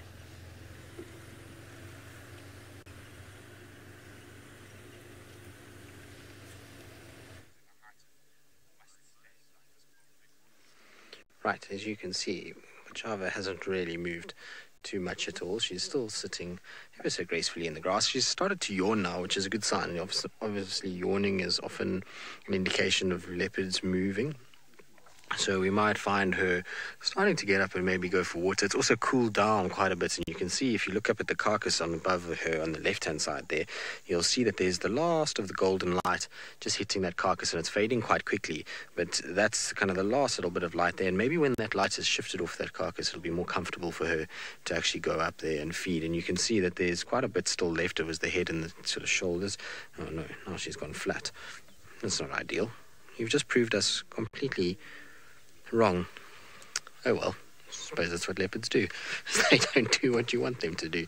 I thought with the yawning that she might start to move around a little bit and decide to go and kind of find water somewhere, and I'm hoping that the flies are so irritating, as you can see there, that she'll eventually get annoyed enough to go and climb up into the tree itself and go and lie up there once again. But for now, it is a leopardess that has decided this is the most comfortable spot, and I suppose given the fact that she lay up in the tree for most of the day, must have been most of the day, given that's where she was when Taylor was with her. So Paula, in terms of going back into estrus, very quick with cats. If cubs were killed, let's say the cubs were killed today, within 3 to 4 weeks she can be mating again, which is quite incredible. But generally it's a bit longer than that. You generally find most leopards don't really come into an estrus for a few months, and they kind of try and figure out their territory and mark and make sure everything's okay, and then they only start to really focus on mating again. But it does happen. So like I say, 3 to 4 months they can start coming in. 3 to 4 weeks, and they can start being in an estrus cycle once again, which is really quite short. I'm a bit sort of sad for her because, you know, she was doing so well with the first cub until she had that run-in with Tundi and the evokers, and that was the last time the cub was seen, was in that area. And, or maybe not seen, but the last tracks we had of that cub was in that area, and then it just disappeared. And it's such a shame because she had done quite well with that cub. The cub was getting to a sort of decentish age, and then she obviously, these ones really didn't kind of develop much at all. I don't know how many she had and whether or not, they didn't really make it past 4 months or 3 months, so, they died quite young, which is completely kind of normal in leopard cubs. The fact that Karula and Tundi have been so successful as mothers is really the sort of opposite to the norm. It's not how things normally are. Most leopards will lose litters in their life, particularly young females. They still are learning experiences, learning where den sites should be, how to kind of keep cubs safe and supply food to them while they're away. So you often find younger females losing members of or a few cubs from their litter. So, she's unfortunately a little bit rough, and it just gives, like I say, a testament to how incredible Karula and Tundi are in the fact that they've raised so many cubs. Tundi obviously not so much as, probably not as good as Karula in terms of numbers, but just as equally successful in terms of litters that she's had, that she's raised into independence. She's had one from every single litter that she's had go into independence, much like Karula, bar that one litter that was killed by the hyena, that one cub.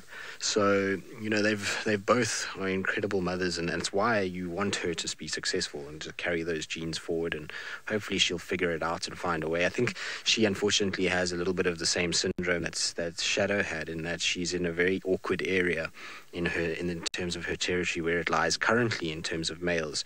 There seems to be quite a few boundaries that she's dealing with. She's got, like I was saying earlier, Tingana to her north, Quarantine to her east, the Skisish male on her west and south, and I don't really know what males are coming out of Mala Mala onto her southern portion of her boundary, because she has even been seen crossing into Mala Mala before.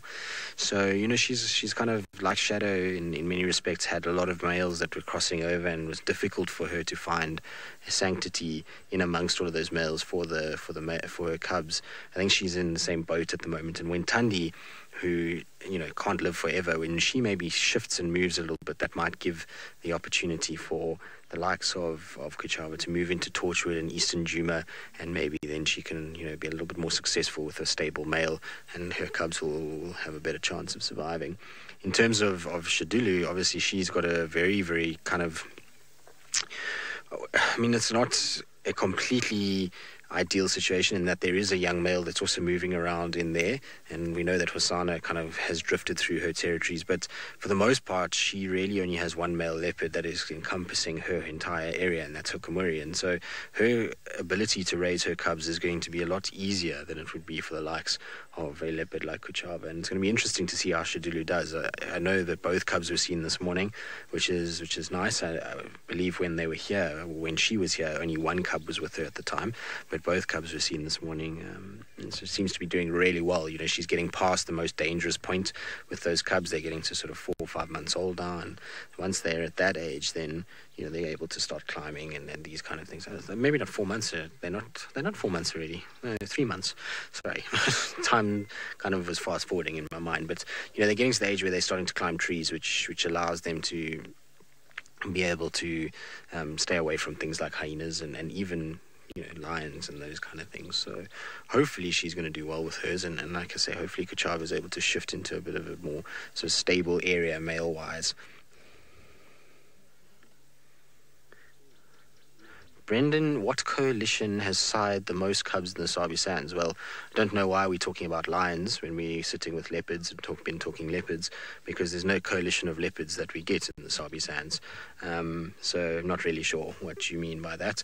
If you mean what male leopard has sired the most cubs in the Sabi Sands, that's a whole different question altogether, and probably a very difficult one to answer. The history of leopards is rich in this area, and there's been a lot of leopards that I've never seen and were before my time. Currently though, if you had to look at the male leopards that we see in this area, imagine Tingana probably sired the most that we see within the whole Sabi Sands. Day one, Kashan, there would be probably quite a few from them. Shovo has got a lot of cubs that he's sired. Flat Rock would probably have quite a few. There's lots. I mean, there's so many different males that have, if you go to Mala side and Kirkman, there's many. But yeah, there's no coalitions of leopards though, just so we're on the right page. Right. Anyway, we're going to sit with Kuchava. She's got feet up, paws up, sleeping. Flies are irritating her, which hopefully will drive her up into the tree. In the meantime, though, Jamie's still at the hyena den, and sounds like the little ones are out and about.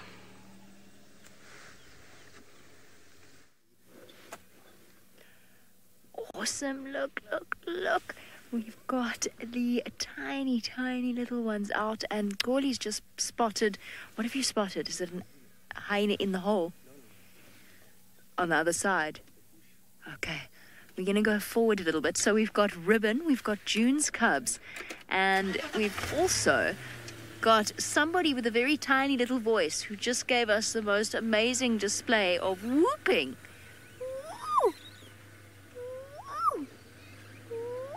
I love it when they do that, when the little cubs do the whoop. I want to scare the little ones. I'm just going to sit here for now. Okay, I can see there's an adult over there. It's probably June. I did see the cubs sniffing around there. Oh, this is awesome. So what we have over here, just to give those of you who are new to these dynamics a bit of background, this female over there is not the mother of these two cubs. But what's interesting is you will see how gentle she's being with them, and also what you might see is she might even allow them to suckle from her. Now, as a rule, and of course with every rule there are exceptions to it, as a rule hyenas do not allow allosuckling, but what this tells us immediately is that the mother of these cubs is higher ranked than this female is now, because there's no way she would allow those cubs to suckle otherwise. That's when you get allosuckling in hyenas, is when the cubs are actually high ranked than the female they're suckling from. Hello! I'm very pleased to meet you. Yes, I am. I'm very proud of your mom. I've known your mom since she was smaller than you are. So what do we say? About 3 months old, these little guys, I would say. Judging by the spots. How cute! Oh, you're just the best. Now, Ribbon's going to go up to the hyena behind the bushes. I'm pretty sure that is June that's hiding there. And interestingly enough, Ribbon is also not very full at all. Hello, come here. Come say hello. Come say hello. Hi. Very nice to meet you.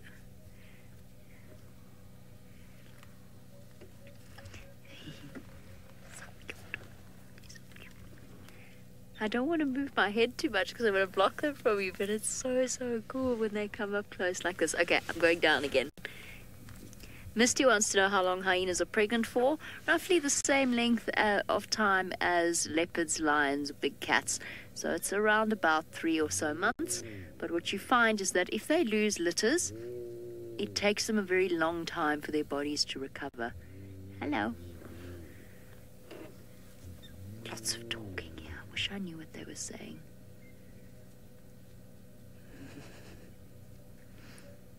Well done, June. Now, Ribbon has tiny, tiny little cubs of her own, even smaller than these little chaps. So I'm hoping that before the end of this safari, she's going to bring them out. Oh, look at that little nose. Is that nice? Yes, the whole world is your chew toy out here. Or a scratching post.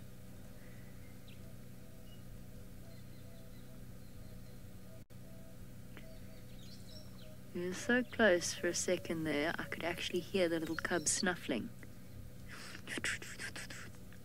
Sniffing the bark. Yes, no, that's not quite as tasty as a nice rotten piece of meat, is it? Or as Mum's milk. Oh, this is gorgeous. I have missed this so terribly. This is pure therapy for the soul. You can't go right under the car, otherwise we can't see you. I'm not even watching what's going on. I'm looking purely through the eyes of what Chandra is showing you.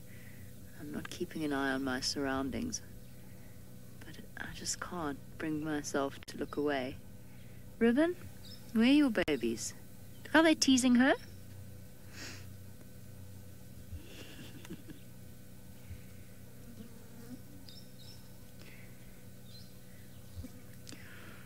Romit, it's a really difficult one to choose. Romit wants to know who is my favorite hyena on Juma.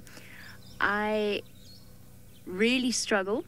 My absolute favorite female actually died 2 years ago. No, it wasn't 2 years ago. It was a year ago.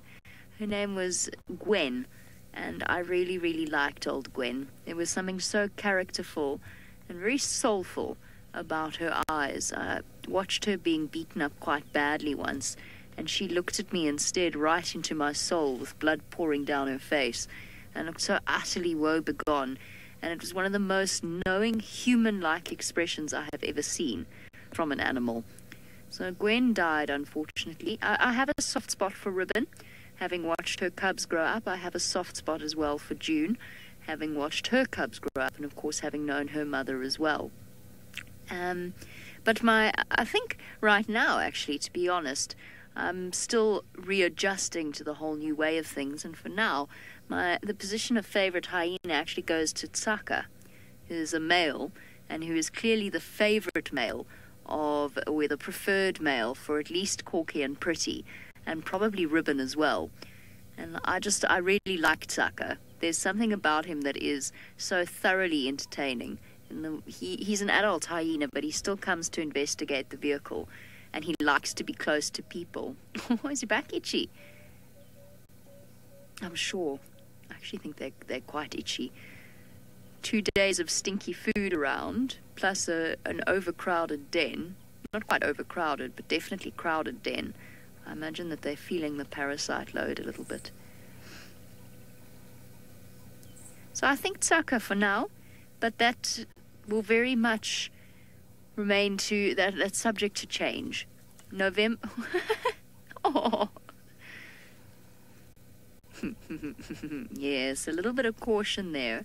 Just because you think you can bully Ribbon doesn't mean you can. I don't know. Who's the hyena behind the bush? My money is on June. I haven't seen it, so I don't know. My money's either on June or Tsaka.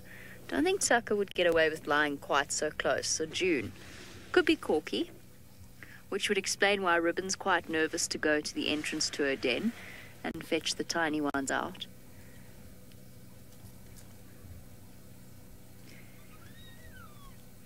Listen, listen, listen.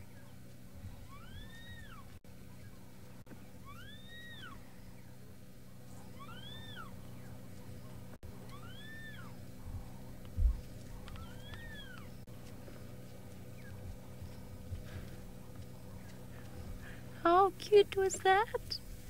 Little baby voice, whooping. I wonder who that is that's calling. Could be Plonk. It's baby enough. He's still young enough for it to be him. I think it's two. Ribbon's cubs won't be ready yet. They won't be calling yet. It's my favorite when baby hyenas do that. Ooh. With these little tiny unbroken voices. It's just the best. I absolutely love it. I can't even remember who the question was from. It might have been Dexter, Bexter, or Gexter, or possibly something rhyming with Exter. Wants to know if hyenas lose their baby teeth. They do. They'll get their permanent... Vixter? Vixter. We'll go with Vixter. Sorry, Vixter. Doesn't rhyme with Exter much at all. Vixter wants to know if hyenas lose their baby teeth. They do. And they're one of the few that are born with fully erupted milk teeth, but they will then get their adult teeth or their permanent set of teeth. It takes some time. So obviously, like with children, there's a huge gap with human children in terms of losing these teeth versus losing your molars. There's quite a few years in between when those teeth are lost and the permanent teeth come in. And the same goes for hyenas, but not quite such an extended gap. I'm going to reposition us, and I'm going to do that by virtue of... Let's see if they'll let me drive along here. Ribbon, what's up, girl? Hey, June. Well done, girl. Well done. We made babies. Yes. I'm so proud of you. Chandra, how's that?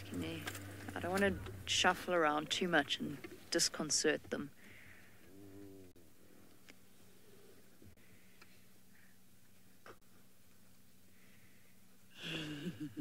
So that female over there is the mother of these two little tumbling balls of double trouble. And the other female they've just been harassing. No. Don't go running behind the termite mound. There's the voice again. Tiny little voice from inside the tunnel. Oh, Ribbon might get them out, Chandra. She's gone up to the entrance there.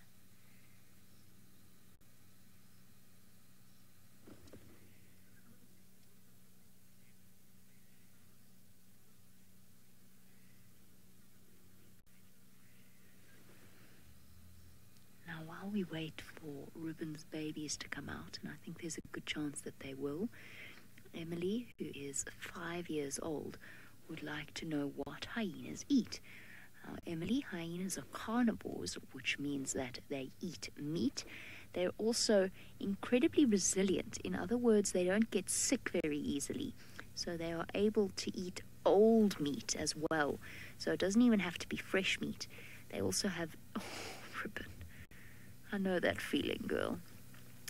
They also have very, very strong jaws, which allows them to break open and crunch down on bones that would be too big for other animals to eat. But obviously it takes them some time to get to that point. So tiny hyenas, like the little ones that have been running backwards and forwards, they are still dependent on their mommy's milk. So they still have to drink from mommy, and they have to drink from mommy for quite a long time, probably close on 1.5 years, maybe even 2 years old, before they can eat meat only. So they'll start eating solid food at around about 8 or so months. But right now, these little ones, who are only about 3 months old, They will be only drinking milk. They're not ready to eat meat yet.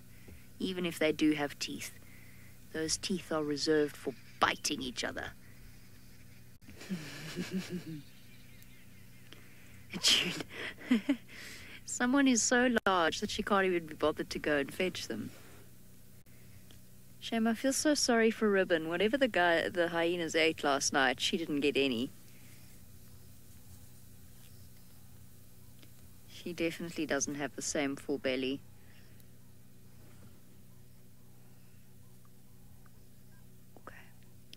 We're going to sit it out here, wait for the little ones to pop their heads out. They really are small. While we do that, Kuchava's up and about. Let's see where she's off to.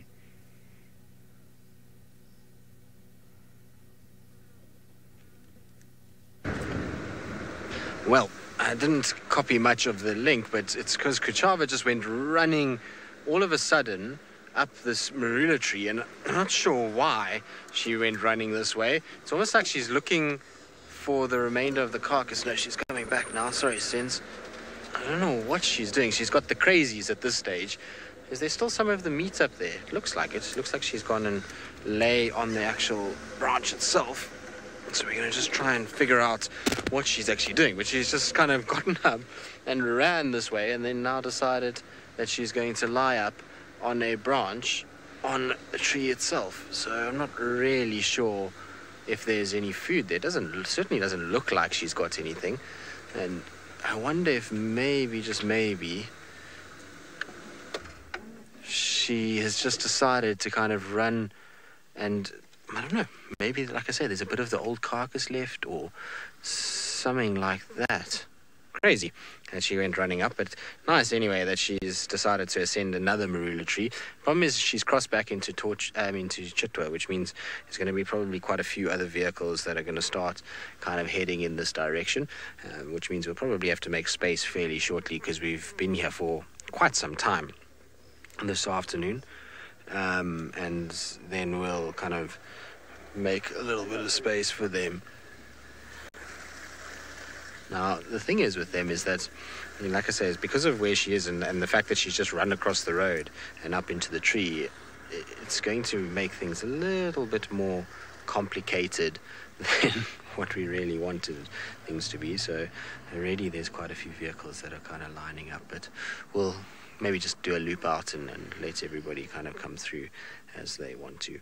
But she is beautiful, isn't she, when she decides to kind of pose like that. Look at that. Oh, isn't that wonderful? That's very, very cool. Senzo just said behind me, beautiful. Indeed, very much beautiful. Well, very much beauty, should we say.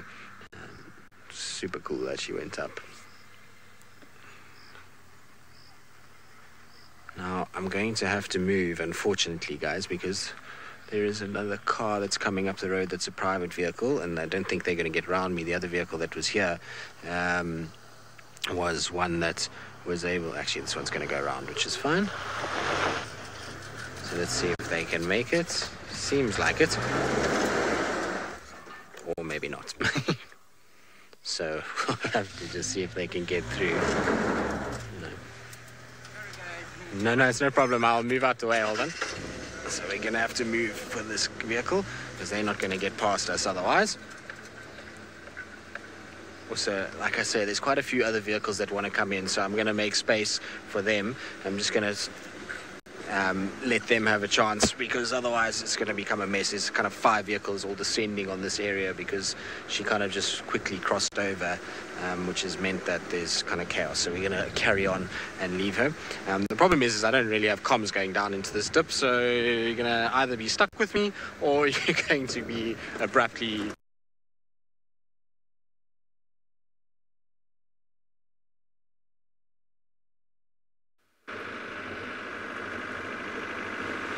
Well, the cover of darkness is not making my search any easier, and if I'm just going to stop and we can have a look here at the immense, gnarly looking storm approaching us just out to this side. So this is the storm that I was worried is going to hit us, and as we can see, there is lightning all over the place. Oh, it's probably a bit hard to pick up right now. Oh, no, there we go. That is a raging storm. So, conditions are definitely trickier, but as Dad always taught me, when the going gets tough, the tough get going. And I am not going to stop my search right now. And this lightning's actually a little bit of an advantage because it's giving a little bit of light to me, so I can see a little bit better. But I'm just hoping it doesn't hit us soon, because otherwise we'll have to power down and batten down the hatches and finish our search, which I don't want to happen just yet. Sounds like there's a lot happening down in Juma though, which is good. I'm glad that there's some leopard action still. I'm also a bit sad to see here that Hosanna hasn't been seen a lot. I would really love to see him one more time. Anyway, hopefully I can stumble across these sausages. In the meantime, let's go back to Jamie.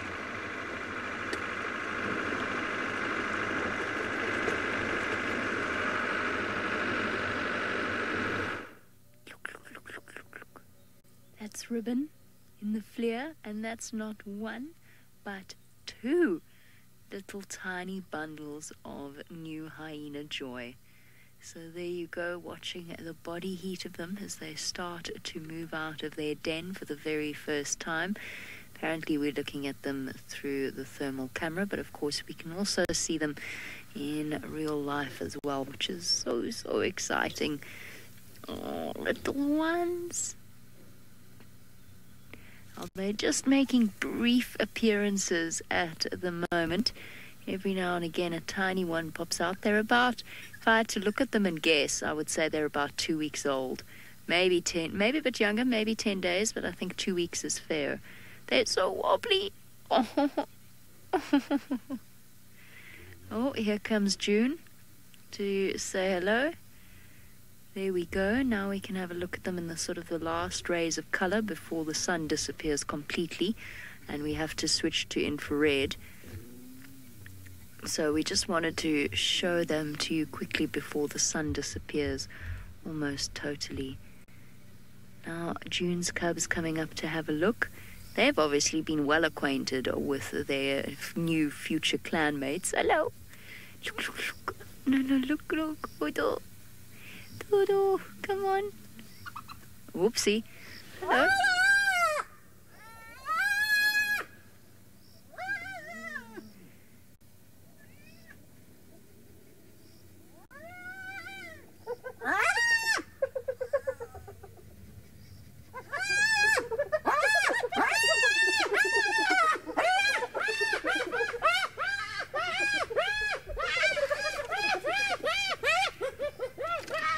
Hold on 1 second. Sure. It's quick. Hyenas' dominance displays can turn very angry very quickly. I don't know who that one was that came in, but it immediately joined June, and because Ribbon actually fought back, it caused her a little bit of discomfort. We're not going to see the cubs now, so hold on. We're going to just go back. Sure, the cubs will stay inside, fortunately, and hopefully will not be subjected to that. Hey, my girl. What happened? What was that for? June? Well, I don't think there's any question any further as to whether or not June is dominant in this situation. Who's the youngster that came in? It's surely not Ntima. It looks too small for Ntima. Or is she still that small? No.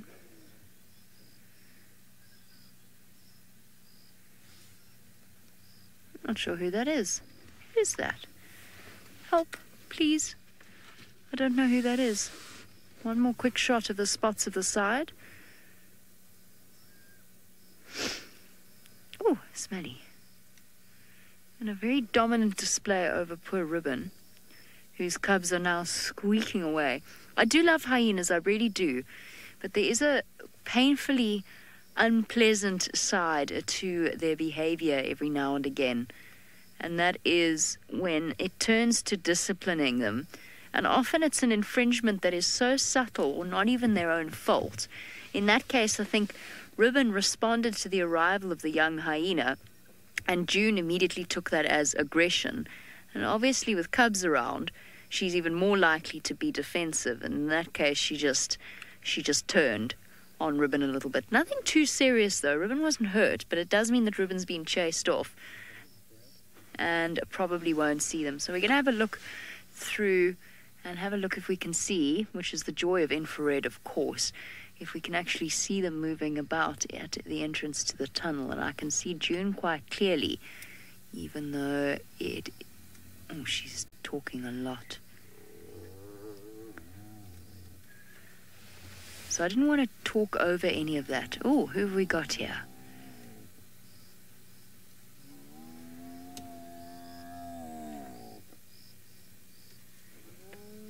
Listen.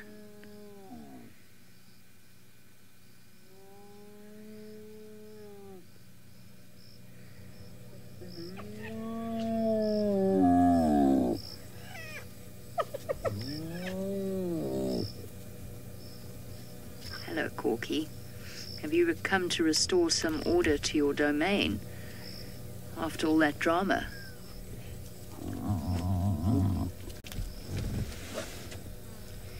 You see, the thing about Ribbon is, or at least Corky, is that I think she actually quite likes Ribbon. Oh, sorry, it's in the way. So something like that would have attracted her attention easily. And that's where matriarchs come into play. A lot of the time they come in to stop this sort of behavior. Oh, poor Ribbon. I see her now. She's standing behind us looking so woe-begone and tucked in on herself. I can't move now because June's behind me and Corky's off to my right.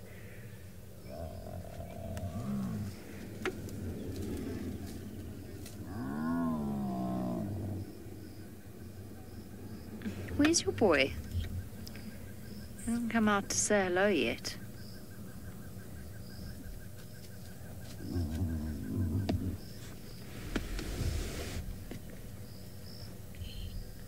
She was doing this morning as well.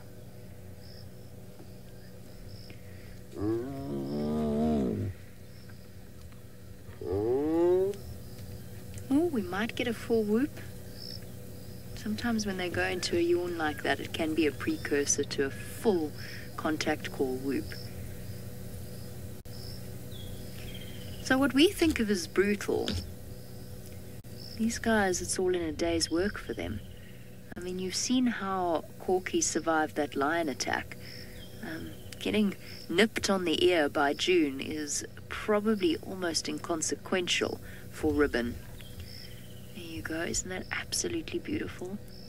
You can see where she's been lying in mud and how that's insulated her. Or at least cooled her down. Sorry, not insulated her. Talking nonsense. Down her sides. Come on, girl. See how the heat's all concentrated around the mouth, the nose. And the inside of the paw pads. Isn't that cool? Come on. Give us a whoop in flair. That would be epic. Do it. Come on, Corky. Oh, shame. Listen to Ribbon's cub.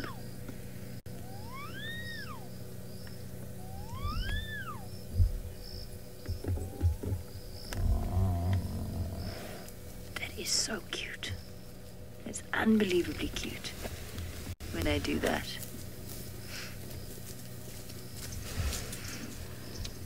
Now she's going to go past where Ribbon was. I don't know if Ribbon's there. It's always a tricky one with these den sites because you don't want to... You know that they're coming back at some point, so you don't really want to disturb them too much by moving around. There's also no point, because most of the time, by the time you've moved around, they've moved around too, and they're back where they started. Oh, there's a very sharp edge to the smell tonight. Let me just check. I see there's one hyena there. Is there anyone else behind me? No. We're all good. Whoa! Poof! Your den is stinky.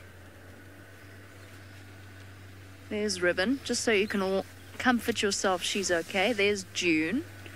June's on the left there, looking disinterested, and there's Ribbon down there. She's fine.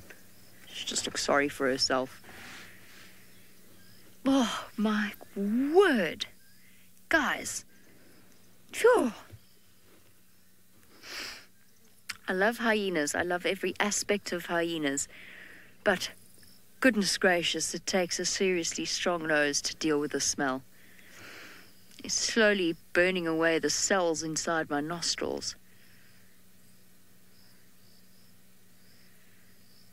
Corky's going for a drink now that she's established peace and quiet. And Ribbon's going to go and try and feed her cubs again. Hey, girl. Let's try that all again. So while Ribbon works up the courage to go and do that, off you pop across to Tristan and find out how Kuchava's doing and if he still has her.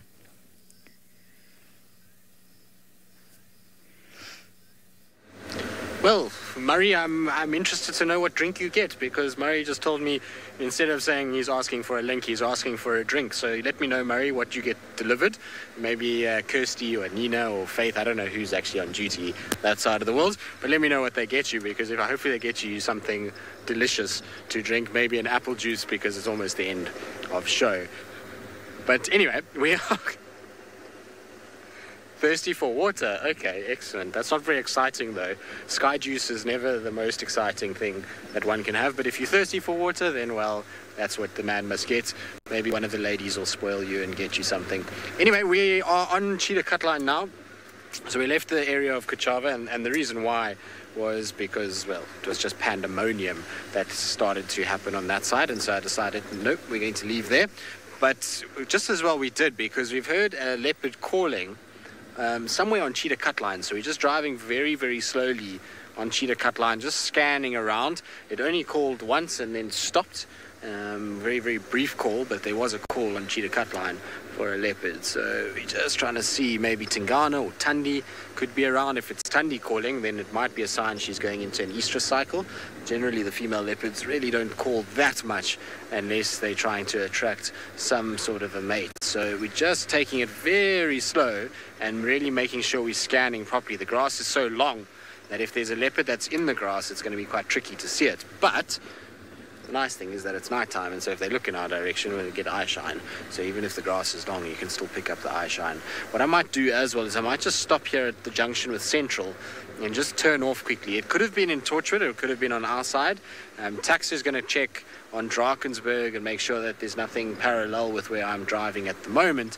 And then obviously we're going to be on this side, just checking what's happening here. But it was kind of from Gari Main, so somewhere here would be about the rough kind of distance that we would hear it. I mean, I can see quite far up the road and nothing there. Let's just check for tracks crossing this road. This is a road that both Tundi and Tingana like to use quite regularly. This is Central that we're at the moment. So it's got a beautiful kind of straight road that takes you to Torchwood Dam, and so it's why the leopards use this a lot. Also, the Nkuhuma Pride uses it quite regularly. So it's a good place just to stop and listen, and maybe we get lucky and we're able to hear this leopard calling again. The thing is that if it is Tundi, she's not going to call nearly as much as a male on patrol.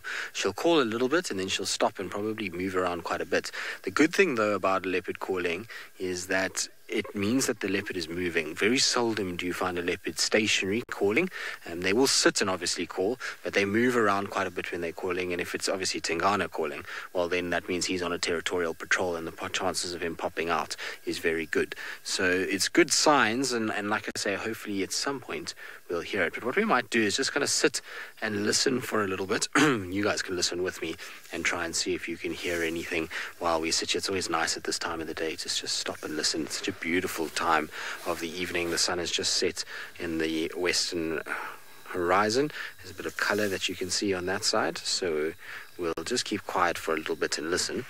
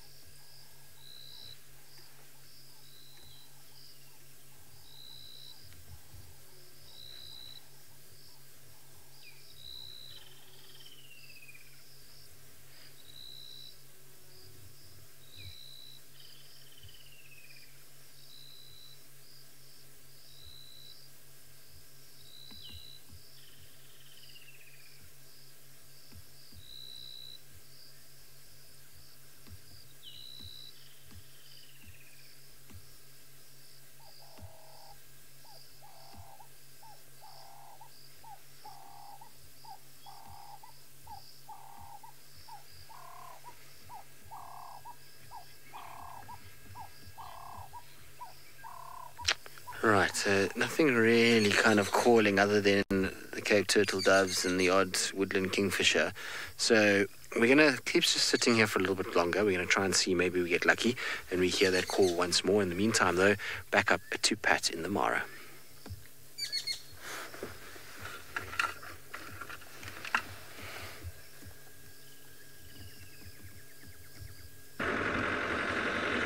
Well, nothing really to update here. Still trying to find these sausages, but we did have something pretty interesting happen on the way here. Was 2 honey badgers ran out right in front of us, right in front of the road there, and then went off into what looked to be a bit of a termite mound, or perhaps a burrow. Perhaps they went in hunting, but we lost sight of them very quickly, which so often happens with honey badgers. You have to be very, very lucky to have a decent sighting with a honey badger, and even luckier to get it live. You know, we have to pretty much have the sighting straight away while the camera's on us, because they are quick moving and they are very, well, not very skittish, but you know, they just move around quickly.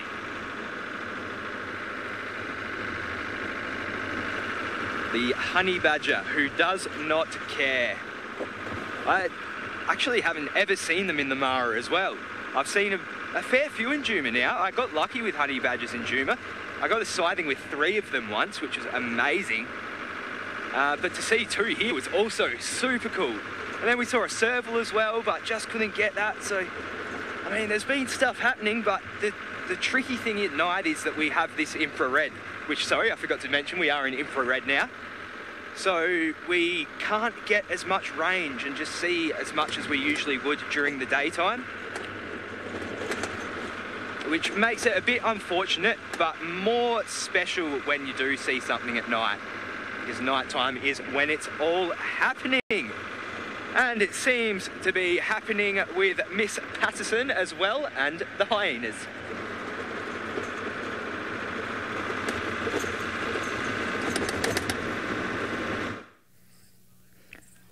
If we sit really still and really quietly, we might just get lucky here. Ribbon, oh shame, those flies have been sticking on Ribbon's ear. It's obviously got a little bit of an open wound and she's disturbed them now, but every now and again a little cub comes out and you can just see its head sticking over the top of the entrance to the den tunnel. It's one of those things with cubs this young, is you either see them or you don't, and by that was very profound. What I mean by that is they're not out above the surface of the tunnel or out of the tunnel for very extended periods of time. It's usually a very, very short glimpse when mom's woken them up, and then they suckle and then they sleep and they go back down into the den. So you hardly ever get to see much more than a few glimpses at this age. In the next week or so, they should start to be more and more active. They'll explore their surroundings a bit more. But for now, it's really touch and go whether or not we're going to see the one properly. I think she's got one suckling, and I think the other hasn't managed to quite get into position yet. And obviously, the more we shift around at this age, the more they move back into the tunnel and the less optimistic they are about their chances outside. Paula, no, I've never seen a hyena give birth, and as far as I know, no one has ever seen a hyena give birth in the wild. I wouldn't be surprised if somebody's seen it in a zoo or in captivity, but in the wild, it is something that they do very secretly, in private, at their own natal den. They don't ever go to a communal... Listen. Okay, they might be up. Just wait and see. Actually, they're begging. No, Ribbon, don't do that. Oh, Ribbon.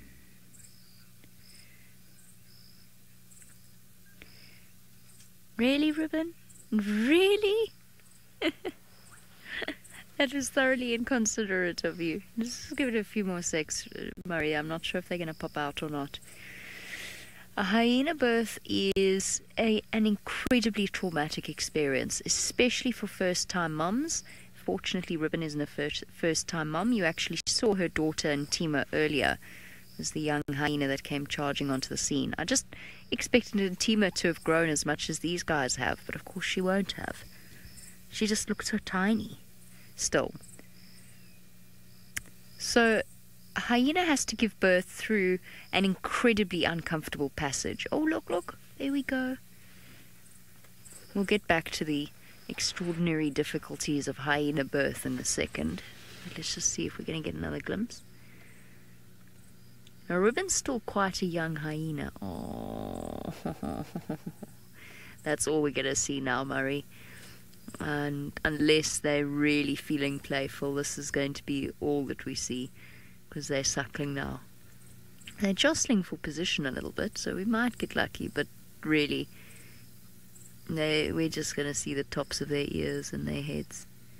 Oh, no, hold on, there's a foot. Look at the foot.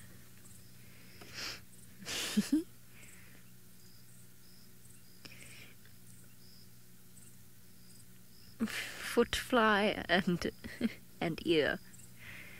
Now, out of all the animals, hyenas probably come the closest to humans in terms of a difficult birthing process.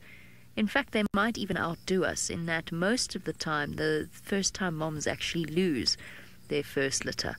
They generally don't survive just because of the narrowness of the passage that they have to pass through. And it's one of those things where, like with humans, we have difficulty with the birthing process because we walk upright and it's the shape of our pelvis. Where for hyenas, they give birth with difficulty because they've got high levels of male hormone, which has resulted in an odd genital structure, which in turn makes the birthing process quite difficult. And in both those instances, the benefits that they're getting outweigh the negative tangential effect, which is a struggle to safely deliver newborns. Oh, look at those tiny claws. Bet you they're razor sharp too. Just like those little milk teeth that are like needles. I bet those claws could scratch like nobody's business.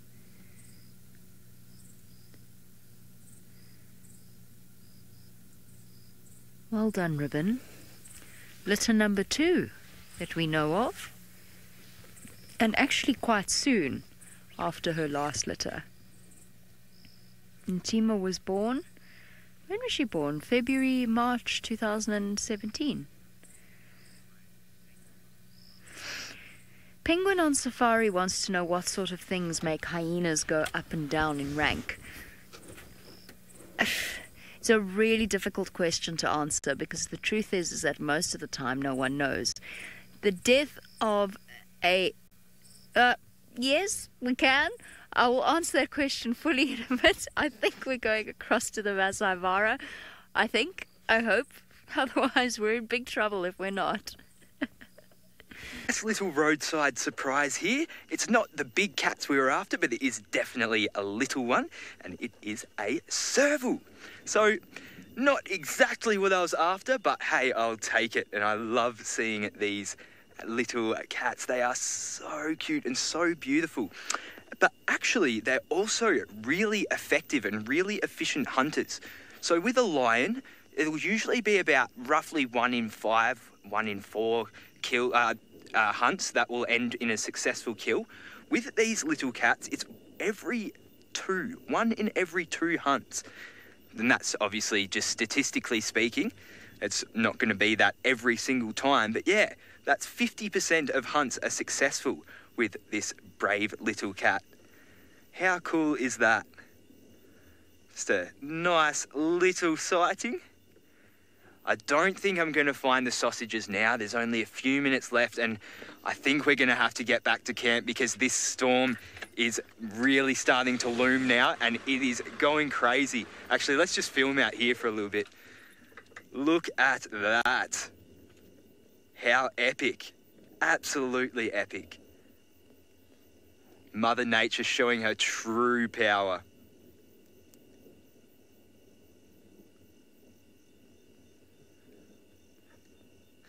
So, we are going to make our way back now and send you back to Jamie, who wants to speak to you about hyena rank.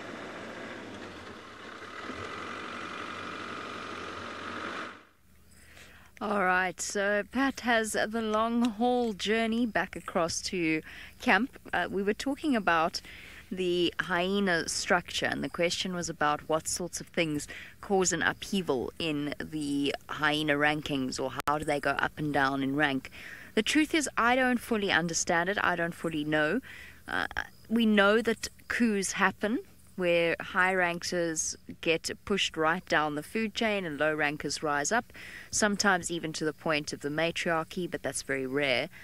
And we know that sometimes hyenas have a fall from grace and become quite low ranked. We know that when matriarchs die and they don't have a suitable successor, that can also cause a massive upheaval, and you get hyenas vying for the position of matriarch, kind of like you would do in a work environment. So if you imagine that all of a sudden the position of manager, middle manager, becomes vacant, and now you've got all these people below the middle manager who now want to move up in a place, and they start to jostle for position, and there's a bit of chaos because the manager's not there telling them what to do, and that's sort of what happens with the loss of a matriarch. So it can have quite a negative effect on hyena clans. Ribbon's an interesting one. I don't know what happened in this clan 2 years ago, but whatever it was absolutely crazy. Madam, the matriarch, died, or vanished. We don't know what happened to her. And then strange things happened. Gwen, who was always the lowest ranked hyena, was dominating everyone, including Ribbon. Ribbon was dominating Pretty. And then one day Ribbon rocked up after numerous fighting sounds had been heard on the dam camera, looking woebegone, with half of her left ear torn out. She's got the scars to this day, and covered in scars and bites and puncture wounds, and from then on she was submissive to Corky and Pretty, and Corky and Pretty were back at the top of the pile. So I have no idea exactly what transpired with this clan, and the truth is that we'll never know. We can guess, but we'll never ever know. I think the loss of Madam left a vacuum where there were several willing potential participants who tried to step up to the fore, and resulted in confusion. I don't know. Maybe because Gwen was more experienced, she took advantage of that situation. But Corky's not exactly a spring chicken either. Corky would have known what was going on. I don't know.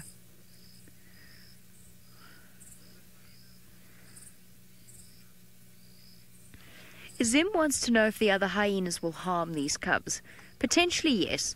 So the biggest cause of death, and it's one of those unpleasant facts about hyenas, the biggest cause of death of hyena cubs is other females. And it's usually a high-ranked female that gets it into her head that she doesn't like the low-ranked female's cubs. And then there's nothing a low-ranked female can do about it. It's rare, though. Not nearly as common as people once thought. I mean, I've seen it happen, but I've seen it happen maybe once in the time that I've spent with hyenas. Some hyenas do it more than others. Some hyenas never do it at all. So potentially, yes. But I don't think there will be, and I'll tell you why. Because I have seen the Djuma clan share den sites peacefully for a really long period of time. Now they've chosen, I suspect they chose to come to Ribbon. I'm not 100% sure about that. I mean, the time scale might not fit. I don't remember when this den was found. But it seems that these cubs are very young for Ribbon to have moved them to a natal or to a communal den. I think the other hyenas came to her. And the Djuma clan is so small that I don't think that there's going to be any what's known as, colloquially, as aunticide, which is basically when the females kill the cubs.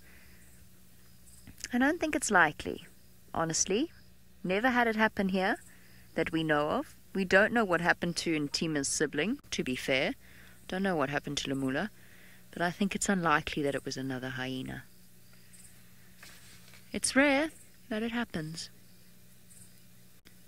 And as for June, I think she just got overexcited there, because Ribbon said hello to Ntima, then Ribbon tried to block Ntima from her cubs because Ntima's full of nonsense. I don't think Ntima fully knows exactly who she is. She grew up in a time of confusion. First her mom was mid-ranking, then she was high-ranking, then she's been low-ranked. I don't think Ntima knows exactly what's going on at all. I think you've got a situation there of a hyena with a serious case of confused identity. I don't think she knows if she's high-ranked or low-ranked, and it never occurred to me before now to think about the effect that Ribbon's changes in circumstance might have had on her daughter. Because as we know with hyenas, it's a psychological inheritance of rank. Oh, that's interesting. Now, apparently as we... Oh, look, look, look. Oh, brilliant. Well done, Ribbon. Thank you for that. That was really kind of you. Just as we are drawing to the end of the sunset safari, we have a brief glimpse of Ribbon's little cub. That's presumably the low-ranked one. But as I said, it is the end of the sunset safari, which means that for now it is time for us to say goodbye to you all. We will be showing you a lovely little video at the end of the sunset safari. I hope you enjoy it, and thank you for joining us.